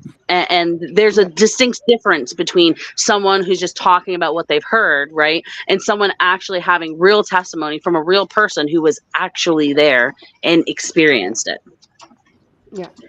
That's what I did with Mark and Cindy. I did reach out to Cindy. I asked her if she would want to come talk to me on my channel, and that's why I said that if like there would be a true storm of butthurt if you came on my channel and talked to me, which I don't even think is necessary at this point. And then they'd be like, "Oh, she's going on the atheist channel," because like Ken Owen was so mad about going on the atheist website. Channel. And same thing like with Mark and the video. The first, went on atheist websites. Yeah, the first. Where are you going to go on next? National Pornographic? The first time I talked to Mark, that video has like 5,000 views now. So. Oh wow. Yeah, well, Cindy's really great. Sorry. I'd just like to say that no, it's all good. You'd mentioned Awake, that we'd never. You'd been led to believe that that's what we were doing, like we were trying to like actively like poach people basically from their channel. And I'd say the closest that it ever came to that would be when Achilles, like 3 weeks to a month ago, I can't remember the specific date, but he came into Mark's meet room and we were all having a conversation prior to him joining, and he decided he was going to jump on, and with no prompting whatsoever, he started talking about the documentary and started complaining about the documentary, about how, he didn't want to be associated with it in the way that he was being associated with it, because there was certain aspects about that documentary that he really didn't appreciate and really didn't like. Like, he had sent Steven all this money for this camera, and he got this camera and never used it, and he recommended that he use this certain program to edit it, and he never bothered learning how to use it. He just used this like piece of crap free software to edit the entire thing, and all these transitions that he recommended that he spiff up and improve on and chose not to do. Anyway, suffice it to say, he's complaining about that, and then it shifts from that to complaining about how previously when he had when me and Mark had gone on your guys' show, And the conversation started shifting towards the documentary, and me and Mark were talking about it, and Mark got kicked and I got kicked. I think we both got kicked twice that particular time. But he was talking about the fact that he wasn't the one that kicked us. It was Steven that had kicked. And he was feeling incredibly exacerbated rather, about being put in this position all the time where Steven doesn't come on and participate in the show, but he's lurking in the backstage ready to ban people. And when he does that, he puts whatever host of the show in that particular position in a really awkward position because they didn't do it. They didn't have any control over it. And I said to him after he was talking about this, and after after we had expressed sympathy towards him and kind of expressed our own feelings about the matter, we kind of shifted it towards basically, well, if you feel this way about things, then why are you still doing this? Like, why? What's your motivation? And he's motivated by loyalty. I can tell he feels extremely loyal towards Steven. Yes, and and I think that's an admirable quality that he can be so loyal. But also, I think that sometimes when we're loyal to people, we can be blinded, or we can try to justify things because it's easier to justify those things than to confront them head on. Not to say that he hasn't, said anything to Steven, because I know that he has, and I won't go into the specifics. But yeah, I think you're totally right. It is because of his loyalty. He has a very close bond with Steven, and I think that he's trying not to sever that bond, and he's hoping to fix the Proverbs guys. And because at one point, it's the year and some change that I was a part of them, it's like 14 months, 15 months, something like that, maybe a little bit more or less. There was 16 podcasts, 16, and they're like at 3 or 4 now, and he really wants to bring it back to what it used to be. Because back then, though, maybe Steven was still not being so great during the Lions Dens, it was really cool to have that many podcasts from so many different Christians. A lot of the Christians had some different views, and I think there was some value in that. And I think that he's just really wants to get back to that. I just don't know. I don't know if that's possible, with the way he wants to get back to it in a way that it just is not feasible, because he wants to get back to, as he described it, the Jesus Forum days. But the Jesus Forum days were different than modern Proverbs guys in the sense that everybody could join and everybody could voice their opinion. And me and Mark and other people in the community fought for months and months on end with Steven when he started shifting away from that, trying to get him back on that track. But he's become, with the very brief exception of, I forget when specifically it was on the channel, but he had that like Jesus Forum stream like the old days, and everybody went on there, and it was like an open forum discussion like it used to be, where anything could really be brought up, and it was still pretty cordial and civil, all things considered. That thing blew up in terms of views compared to everything else that was going on in live, because it was very clear that his audience was looking for that too. We weren't the only ones, based on that alone, that wanted to see more of that content, more of that open kind of dialogue. And he kind of has it in his head now that he can get back to that, but not have the open dialogue. There's just no way, because here's the thing.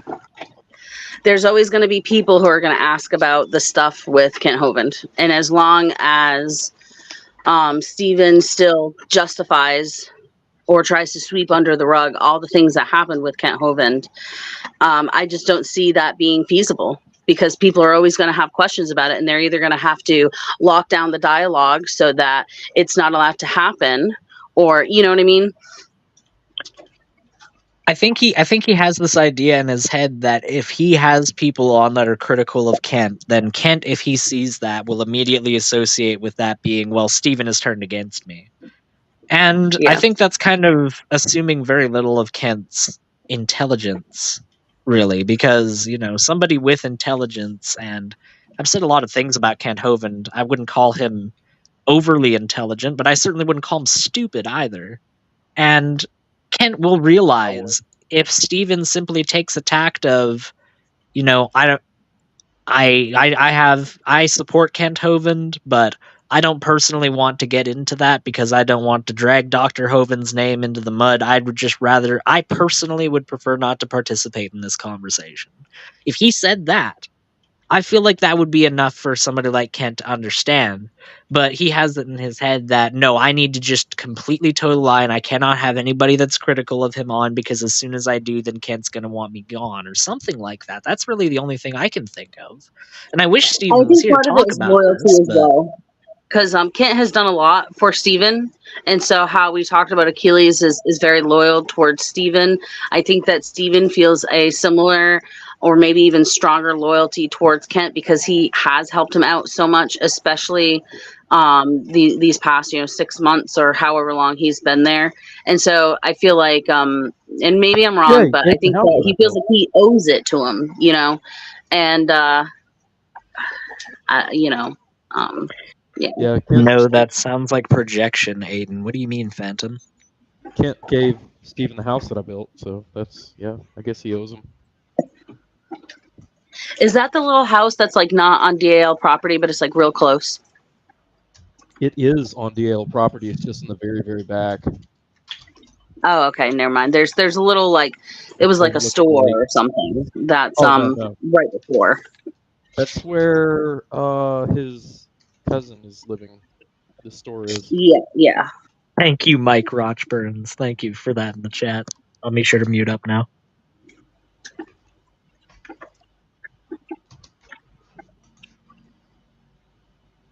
Well, I'm about ready to hop off of here. So, Awake, I really appreciate your bravery and coming out and speaking about your experience. That's very admirable of you. I know what that feels like too. Been there, done that. So. Thank you. I appreciate that. I'm sure there's things about me that are not perfect because none of us are perfect. But I just felt like that's what I needed to do, and like I said, it feels like it's been a healing experience. Part of me also feels guilty because I do still care about all of the Proverbs guys. But I think it's just also normal to feel that way, even though I do feel like I'm doing the right thing. I don't want them to feel betrayed, though I know that they do. But I did what I felt I needed to. Well, there's nothing stopping you from being friends with the individuals and still being a part from the Proverbs guys, not apart from. Yeah, there's no reason why you can't still hold those personal relationships. And yeah, like they're all welcome. Everyone's welcome whenever I start doing my lives. Like literally everyone. I don't care if you're Christian, atheist, whatever your political views are. I want it to be an open place. Not that every one of my live streams is gonna, be a debate. Some of them may just be Bible studies, but I want there to be a place where people can have dialogue and feel like they can safely express differing opinions and not have to worry, am I going to be spoken down to? Am I going to be banned unfairly or things of that nature? And it may be a little bit awkward. Like that's why I haven't joined, I've been very tempted to join Ryan's stream. I really like Ryan.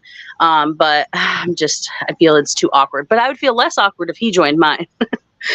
Well, I mean, yeah, and just know that, I feel comfortable extending this on the behalf of the community, like in future, if you would like to come back, just know that I'm more than comfortable not talking about this anymore if you'd like, and feel free if anybody else does bring it up and you don't feel comfortable saying that you just would rather not talk about it and move on to something else. If that's something that you would rather do, then I totally understand, because this is still something that I imagine is fairly fresh, and Yeah. I don't imagine that it being revisited on a constant basis would be very good. So however you want to approach that moving forward, just know that we are amenable to that. I appreciate that. Yeah, I think after this stream that as far as this particular subject, I'd like to just just leave it at that. And, if anyone ever has any questions, I'll just refer them to Gangster's birthday stream. There you go. Well, Gangster Ghost, you said that you feasted upon some Kentucky Fried Chicken earlier, and you'd mentioned that you got fries. I have to ask, did you get the KFC gravy? No. You didn't get the KFC gravy? Oh, man. Sorry. You gotta get that Fries, KFC gravy. You know what? I'm dipping gravy, sending so you. good. I'm sending you some KFC gravy. It's gonna be from Canada, so it probably won't be the best by the time it gets there. But I will send you some KFC gravy. I had some yesterday. Oh, that's good. Who's Mike? I had it on mashed potatoes. Oh, nice. KFC mashed potatoes. That's pretty good. The best I've kind had of that once or gravy twice. is It's pretty good. sausage gravy. Sausage Did you gravy is get so good. Did you get any popcorn from the cinema, Logan? Oh, no. Another gravy that's slept on is Dairy Queen gravy. That's some good gravy. Huh. Does Dairy Queen sell like non-ice cream stuff? In Canada, they do. I don't Well, know they if have they ham- don't they have do that in hamburgers America. and stuff. but- Yeah, they have hamburgers. Yeah, and yeah. stuff. No, they got burgers and they've got, man, back when the chicken was actually affordable over there, I would always go over there and get their 6-piece chicken strip basket. That was the best. I lived off of that for a long time. I really Christian piked it up for a couple of years as far as that was concerned. And suffice That's it to crazy because say, the one by my house. Oh, sorry. Go ahead. No, it's all good. Looking at the modern price of the 6-piece Dairy Queen chicken strip basket makes me want to weep, but that's a story for another time. Yeah, the one by my house, they only sell ice cream stuff, but it is inside of a gas station, so I'm going to assume that's probably why. I'll tell you what, gas station restaurants, like most of the time, they you got to be skeptical. You got to kind of look at it with a bit of a closer lens than your average food establishment. But let me tell you, if you find a good one, you can never let that thing go, because there was one in my town. It's called J&J Takeout. Oh my God, the best Chinese food in the entire town, and it's half the price of all the other Chinese food places. So you'd assume that it's bottom of the barrel garb, and if I looked at the ingredients, probably would be. But oh man, just the way that it's prepared, so much better than any of the other crap that you get from them, and it's twice the price, and you get half the portions. Yeah, if you find a good gas station restaurant, that is a treasure. Just hold on to it. Cookout's fairly good as far as the prices. It all comes down to how full do you get versus how many times does it give you violent diarrhea? Because if those numbers kind of stay pretty equal, go for it. And if one goes a bit above the other, still go for it. The bowular disagreements were a good 10% lower than the value that you got out of the food. So I would say that's good. That's below. That's on the good hump of the bell curve, And if you at one point go to another one and you have one of those more unpleasant experiences, congratulations! You just got rid of that kind of extra baby fat that you had put on while eating at the good place. So, did you ever have a restaurant? And this goes for everybody in the chat. Did you ever have a restaurant where you grew up that got closed down for health concerns and then would come back a month or two later under a slightly different name? Because I had one that was just notorious in the town that I grew up in. Yep, we have one near us that's always being renamed, and and then it's just the same stuff but under a different name, sometimes under a different management too, and it's just every time it reopens, that place is damned to close. So we are to expect the rebranding of the Proverbs, guys. You're getting them in while you can before this stream is done. That's fair. Get them in while you can, ladies and gentlemen. No, it's good to. I'm glad that you're here. So I got to be honest. You've been in the chat, but I forgot that you were on the panel itself because I'm blind, and I can't really see the chat all that well on this phone. But good to hear that you're here. Good. He's a good boy. I'll tell you what. The one good thing about that restaurant, though, as Awake sympathizes with me on, perhaps she will. I should say she'll sympathize with me on this, but. The one thing that stays consistent with that restaurant, even if it's incredibly shady, is the prices. At least those stay consistent, because if anything else, every single other restaurant, every single other eatery in town, keeps jacking their prices up and raising them. And even though there is a good, like, that ratio goes up to like 60 to 70% chance that you have a disagreement after you eat that food, at least you get your wallet to be transported back to 2007. That's nice. Yeah, That's a nice always feeling. Because I'll tell you, the price of food, man, it stresses me out very regularly.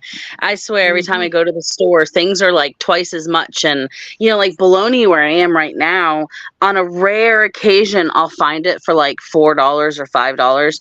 But most of the places that I go, it's like $7 for bologna. And I'm like, I never want to buy it again. It's so expensive. Cereal is outrageous. Even eggs are pricey now. Apples are like $8 for a 3-pound bag.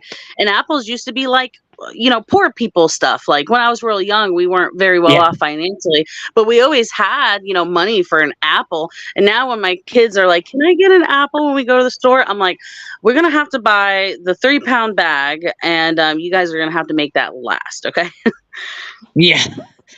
No, it is ridiculous. I mean, it's the same. I would say it's probably a global thing. At least it's the very same here in Sweden. I frequently get amazed just looking at the prices, especially some of the groceries have just skyrocketed.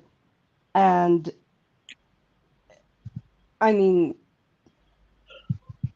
it's insanity.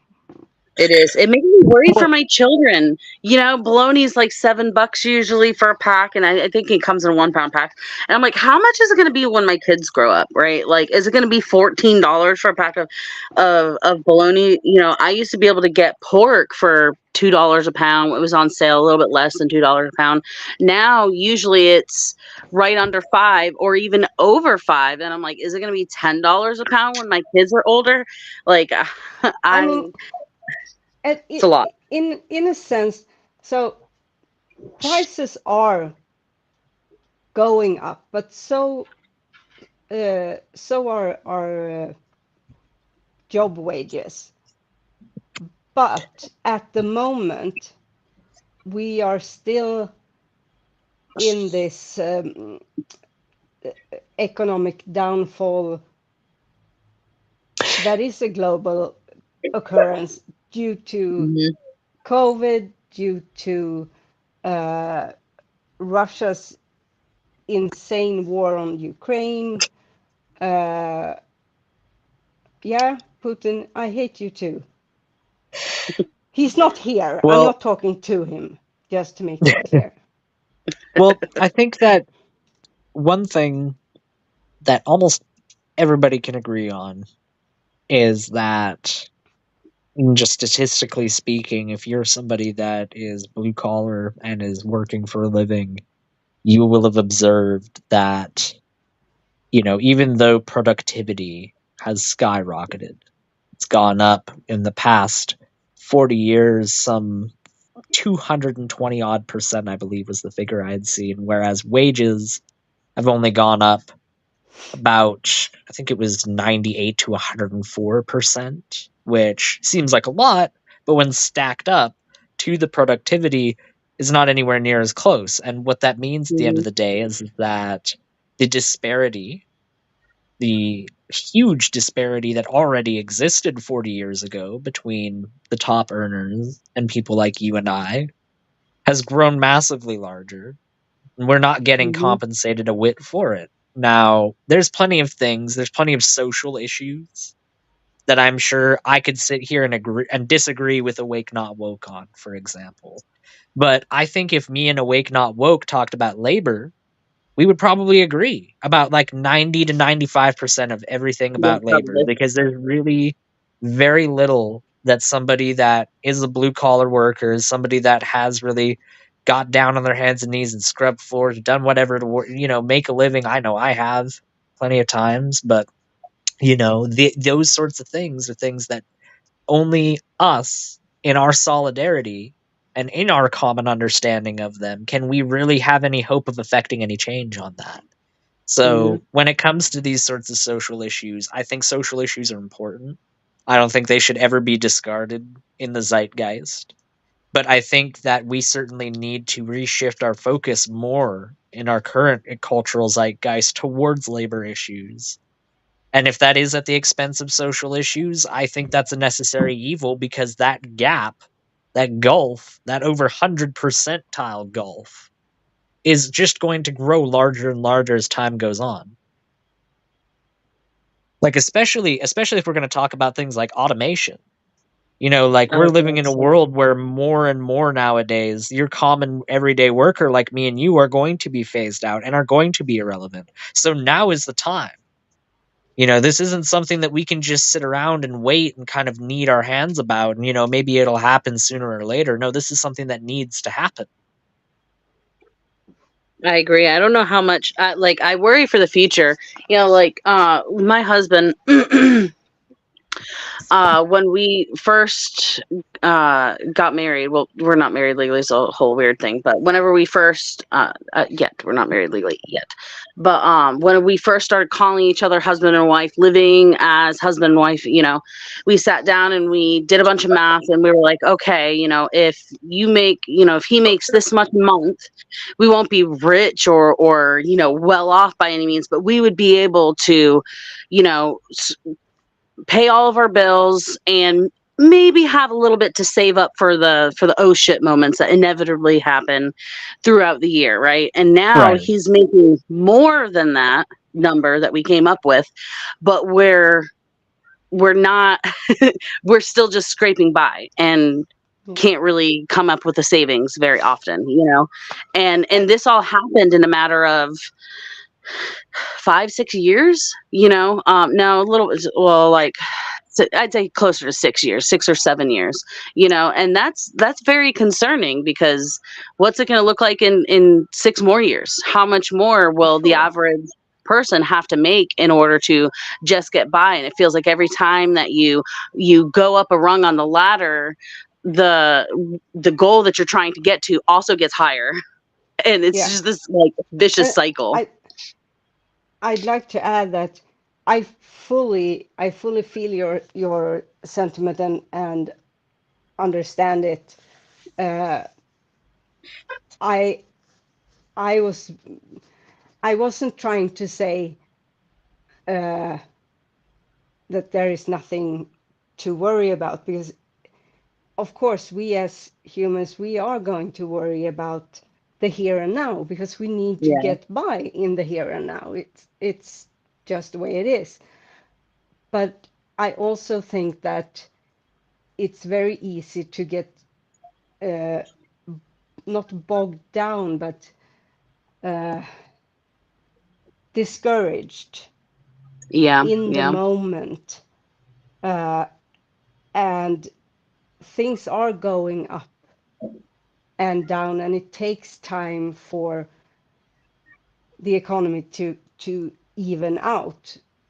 And also we need to keep an eye on those who are in power. We need to make sure that their actions are what's beneficial for all of us who share this society, not believe that, oh, but if we funnel the money to the rich guy, it's going to trickle down.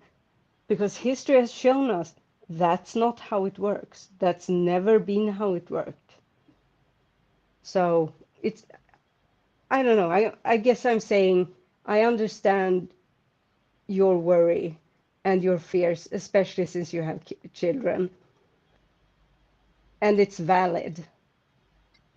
But I'm also trying to incent some kind of hope that Yeah. it's bad now, but there is a possibility of a much easier future. I certainly hope so, especially with the housing market. I'm just ready. You know, before COVID, where I live, you could easily buy like a fixer-upper house for 40,000, 60,000. You'd have to put a lot of money in it to fix it up, right? But and it'd come on a decent bit of land, and it'd be a house, right? Not a single wide or double wide. Not that there's anything wrong with them, because the vast majority of my life I've been living in either or, right? And now people are selling broke down single wides on less than a quarter of acre of land, and they want 150,000 for it, 200,000 for it. And when you buy it, you still have to put in another 100 grand to fix it up, and then the interest rates on top of it, right, are through the roof. Though they are improving, but I like to think that something's got to give, right? Somewhere along the line, something has got to give. Yeah, Fingers crossed. For sure. I'm crossing my fingers with you. Fingers, toes, eyes, all of it. Yep.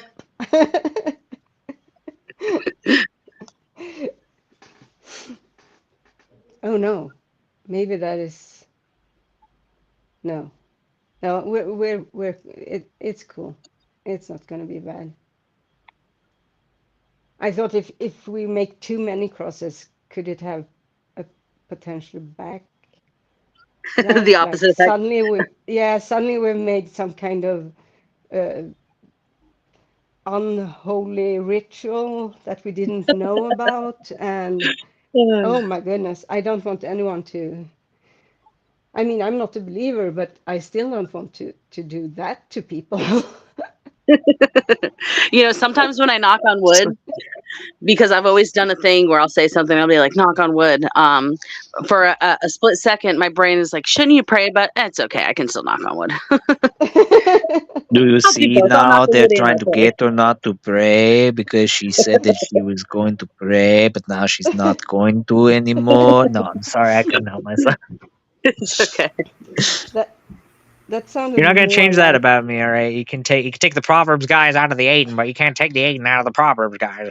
No, oh God, can I just say that the thing that Christian did on whose channel? Whose channel was? I think it's Gangster Ghost's channel. The like Proverbs guys parody. It was hilarious. It was so funny. Do it again. It was so funny.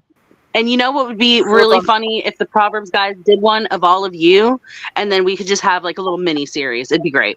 Everyone could do like. That would be great. Yeah. They did a little like parody. I could even like give them an idea about it. They could like sit there and like talk about how like, oh yeah, isn't the weather great? Anyways, aren't the Proverbs guys the worst? They're so horrible. They're the worst people ever. Anyways, I was thinking about going out and like, riding my scooter, but then I thought about how horrible the Proverbs guys were and how nasty they are about everything all the time. Like that'd be really funny. That'd be a great parody. Would be hilarious. And maybe that is the way, the bridge between making some real peace is through humor. That would be really, really funny. It would be. It would be.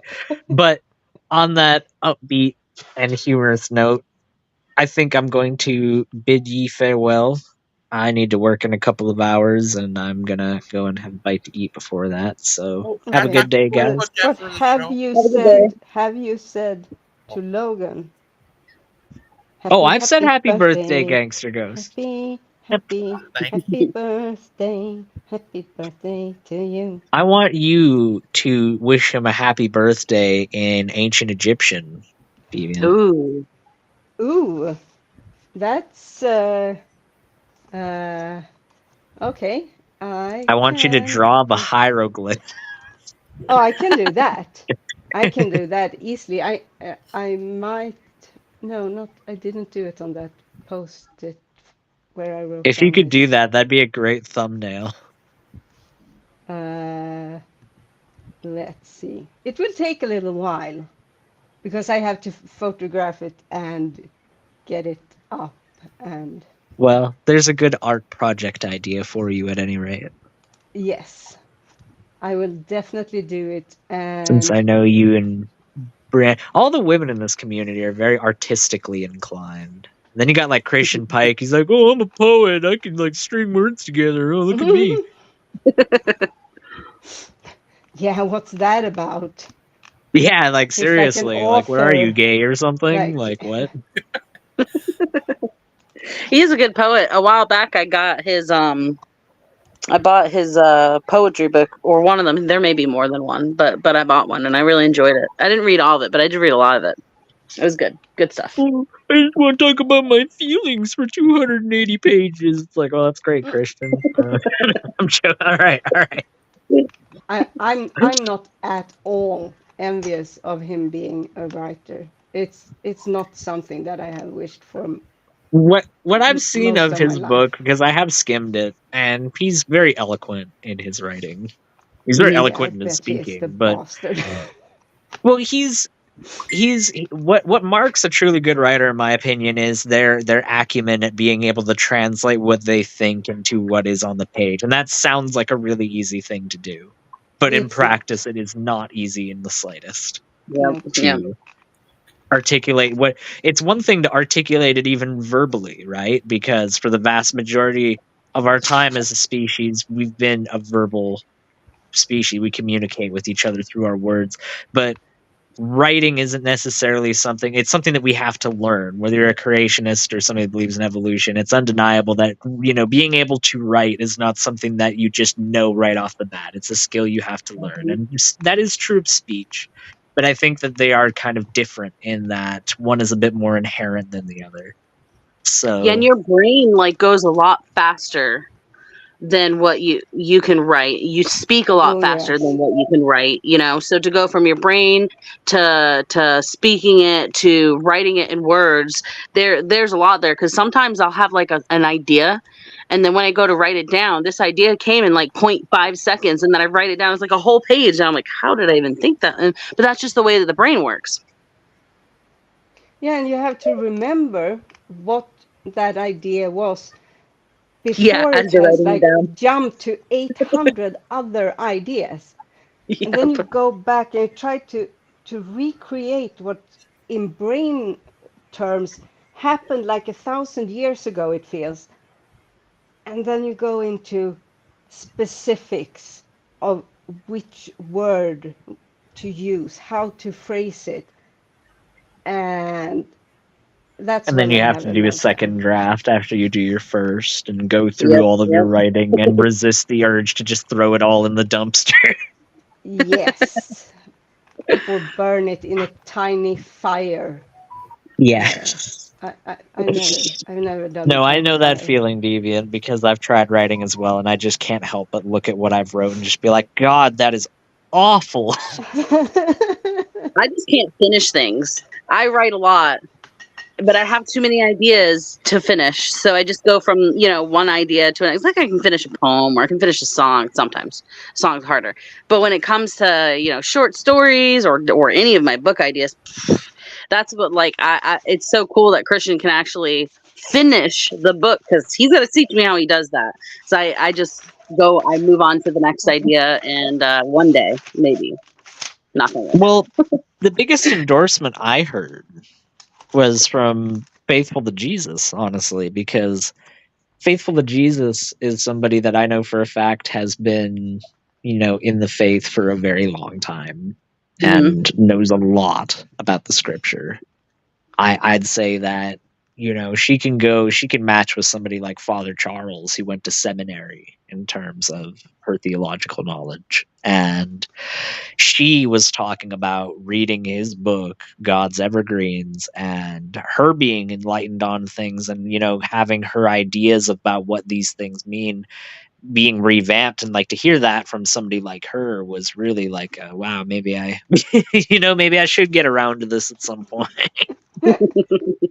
Maybe I should give it a look, because I like talking theology. I like researching theology. I think it's an interesting topic, and that's kind of always baffled some people in my life that, how can you be so interested in that but then not believe in any of it? And I think that what I find most interesting in it is the historical the historical journey of an idea is something that is very fascinating to me. Yeah. And Christianity has been an idea that is incredibly historically enduring. Which is why you should read anthropology at the university. And I know it costs money because you live in Canada, but what if you didn't? What if you and Brianna moved to Sweden? I'm sure it's very Yeah, I easy to imagine get you can Swedish find citizenship. a lot of stuff online for free, like PDFs that have been uploaded by really kind-hearted people for those of us who don't have the money to spend. Right. Yeah, Well, but the thing Richard, is, I think Aiden in particular would very much enjoy the academic experience. I would enjoy it on something that I'm engaged in because I am. Yeah. I've done about 3 or 4 months of university, but I did university in business and I despised it. Yes, of course you did. Of course you did. I mean, No, it was smart. awful. That's captivating. I've got all my old college textbooks, and I collect college textbooks when I go to thrift stores. Even though Right. as far as science, if it's particularly old, there may be some outdated information in there, right? But I still think that they're worth to have because it's just so fascinating, so fascinating. Oh, for sure. It's any wealth of knowledge or information. I think that if anything, some things that if you understand that they're outdated and maybe not in their modern context, I think they can be even more interesting because they elucidate, a portion of that idea's evolution and its change over time. Like one of the books that I have that I really enjoy reading is called The World's Greatest War, and it was published in 1915. In the middle of the First World War, about 1 year into the First World War, it was published, and it's absolutely filled to the brim with speculation about how things are going to go. It's not just like a recanting of facts like you would have from a typical book about this time period. It's speculation about how things are going to go and possibilities about how these victories will go and where they're going to happen and what the timeline is for how things are going to go moving forward. And it was published by like a war games professional, so he's certainly somebody authoritative in what he was talking about, but was so off in his predictions of how things were going to go. Like he thought that the Ottoman Empire was going to be a huge player in things when it wasn't really whatsoever. And he thought that the Imperial Russians were just going to roll over and crush the Germans, and that didn't happen at all. And he thought the French, interestingly enough, were going to be the people that were going to get totally rolled over by the Germans. And in the Second World War, that was true. But in the First World War, it wasn't really whatsoever. They were a lot more stalwart in their static defense. Anyway, I'm getting off on a tangent, but suffice it to say, because I'm drawing what you asked for. Yeah, you seem to like history. Am I right? I like history, but I think Deviant elucidated a good point. Anthropology is a bit closer to the mark because I like history. It's true, but one of the things that I like history, why I like it so much, is because it is the vehicle whereby those ideas are propagated. Mm-hmm. It's the mechanism whereby you can understand, or at least get a window into understanding a culture or a group of people or an idea or whatever it might be that you're particularly trying to gain insight into. History is the vehicle whereby you'll be able to do that. I mean, oh, sorry. Oh, that's right. Cassie said, "Is it they won the second time because of Claude, the French?" I'm sorry, I didn't quite hear you there. You were cutting in and out. Is it because reason why the French won the second time because of Claude. He led their army to victory. Yes, That was it. yes. I believe his name was Charles de Claude was his name, and he was a very brave leader of the French resistance. Every day he would be broadcasting his messages of we need to stick it to these German fools. We will show them with the solidarity of our forces. We will crash these filthy German scam. Yes, he was very brave. And what was I gonna say? Well, I had a DoorDash person with the name Claudio. Did you? And did you tell him all about our Claudio? And did he stare at you blankly? No, when I went to pick it up, get the food, he was already gone. I was just imagining the conversation. I know a guy. His name is Claude Balls. What's his last name is what?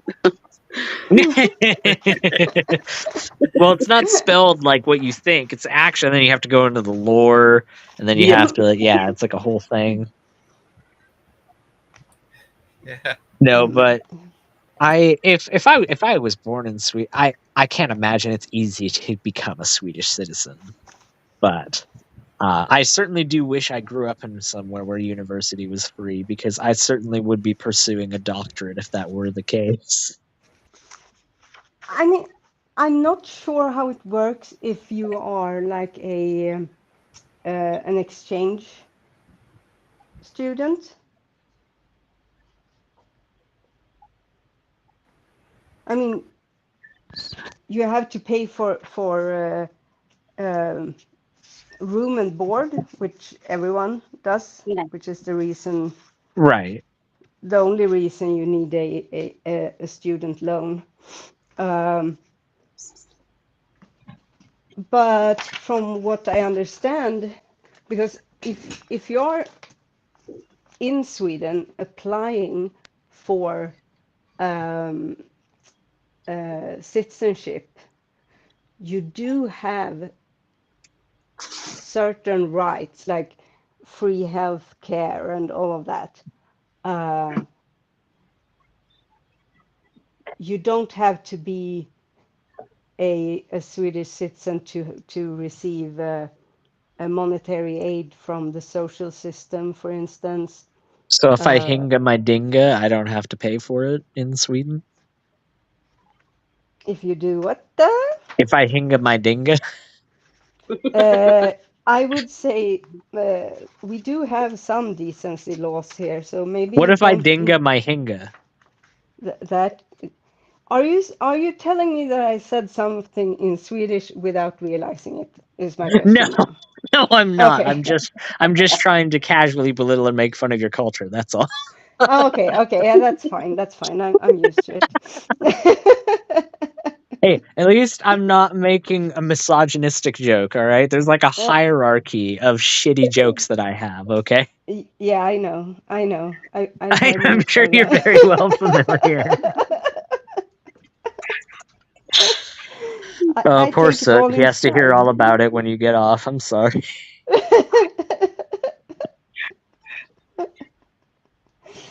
Yeah, you're just a shitty person. I mean, you're such a kind person.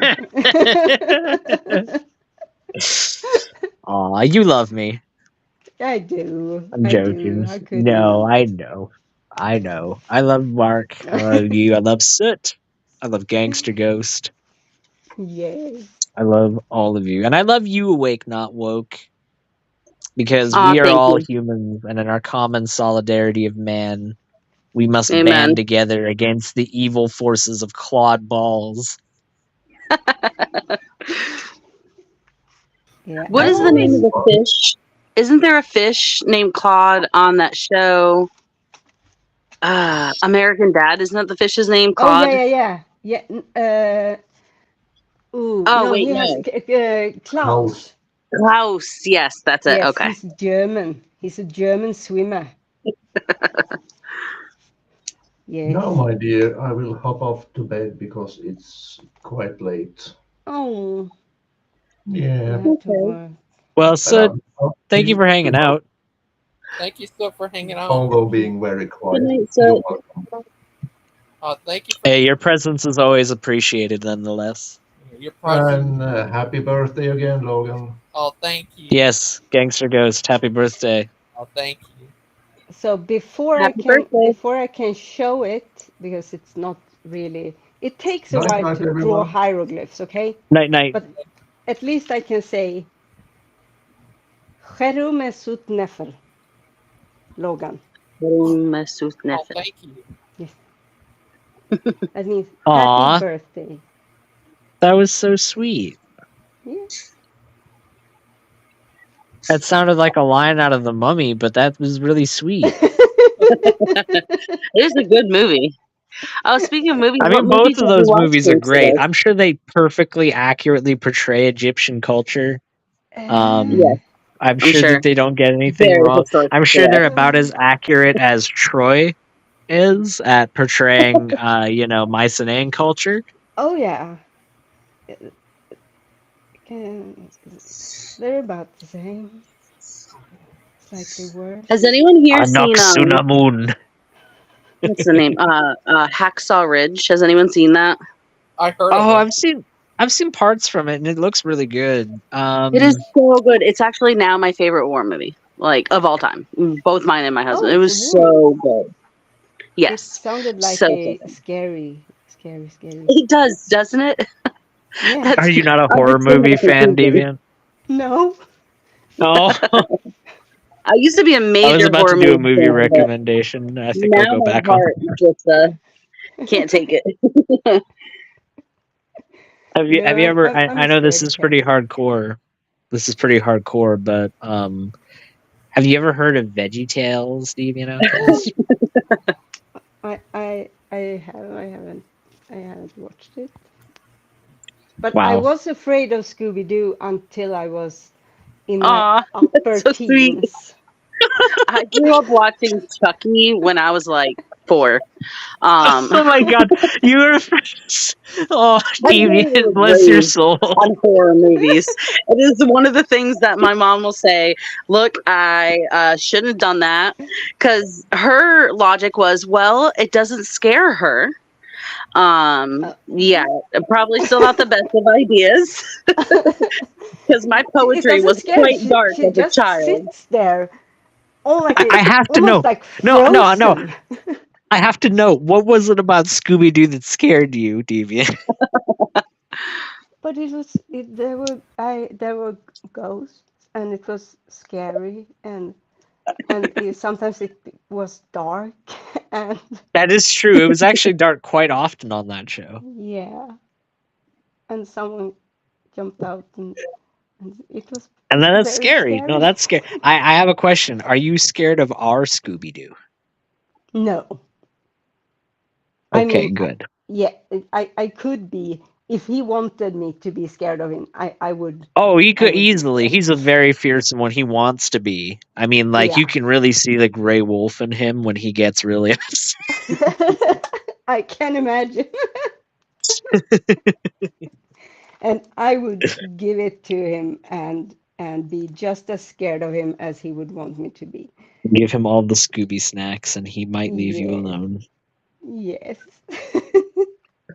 Cool. Well, have a good night, everybody. It was good being here. Have a good night. Fantastic night. And to you, Logan, you are the best. And happy birthday. And I love you. Oh, thank you for coming on, Aiden. I love you too, Gangster Ghost. Oh, thank you. Oh, yeah. Thank you, Aiden. Thank you, Miss Outcast. I said I loved Soot, and then he immediately left, so I'm second guessing myself now. No. No, he's a tired boy. He needs to. No, I'm sure he is. He's going night night with his teddy bear and his blankie. Yes, he does. Miss Outcast going to tuck him in. And Deviant made sure to leave them there for him. Yes. Good night, everyone. Good night. Good night. Bye, Take Mark. care. Bye. Thank you Aiden all. and Mark. Thank you. Thank you, Miss Awake. Yeah, no problem. I hope you've had a really good birthday. Oh, And thank you. however much is left of it, I hope it continues to be great. Oh, thank you. Hope You're you have a welcome. good day too. You're a really Thanks. cool woman, I have to say. Oh, thank you. I appreciate that. I Yeah, always thought you were pretty cool. I don't remember if I had only ever seen you on the others or if sometimes you posted in our comments, but I just remember like hearing you speak before, maybe reading and thinking like Deviant seems pretty neat. thank you. Thank you. You're welcome. Yeah, sometimes I'm a bit harsh with my words, but only when I feel it's really validated. Because I get really angry when people treat others badly. Much more Yeah, angry than if they treat me badly.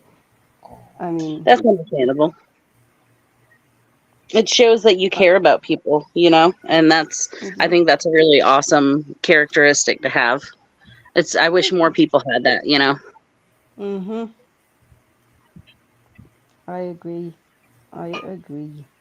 But that's one of the things I love with this community and the cornerstones of it, or whatever you want to say.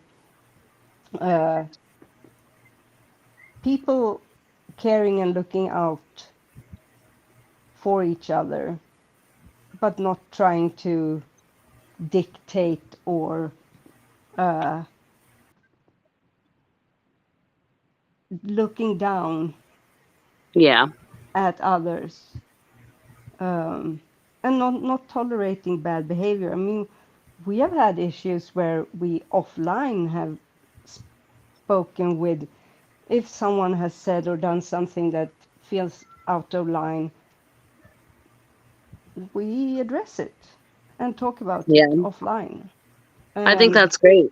You know, I think yeah, everyone should be able to do that. And if anyone is ever like, you know, ever has an issue with me, I'm not the kind of person who's gonna, you know, if anyone ever pulls me aside and is like, hey, Chris, you know, you said this and, you know, you offended me or I don't think this was right. I'm not just going to get angry and yell or ignore it. And even if I disagree, you know, I'm going to I appreciate when people are honest. You know, I yeah, think it's me too. important for us to be able to come to each other, even if you're not really close. Like everyone should be willing to accept criticism as long as it's made in good faith, you know? Yeah, for sure, for sure. And as you say, maybe you don't agree the first time someone says something. I know it's happened to me. Someone has addressed something, and in the moment, maybe I haven't seen it their way. I have still accepted what their point of view, and then later on, something happens, and I find myself in a similar situation, maybe, and that thing comes up, and Mm-hmm. I start, oh, so this is what that person meant, and this is why, and it it, it helps you develop as an individual to be better. So It's the only way I to get better, you know, because we all have character flaws of that, you course, know, no one's perfect, you know, and right. if you're not trying to improve over life and you just stay the same, I mean, it's not the worst thing, but I just feel like it'd also be kind of boring, you know? Yeah, yeah, it would for sure would be very boring. Uh, Uh, can I talk to you guys after the show? sure, Yeah, yeah, it's totally fine. absolutely. Thank. I'll end the show now. Thank you, everybody.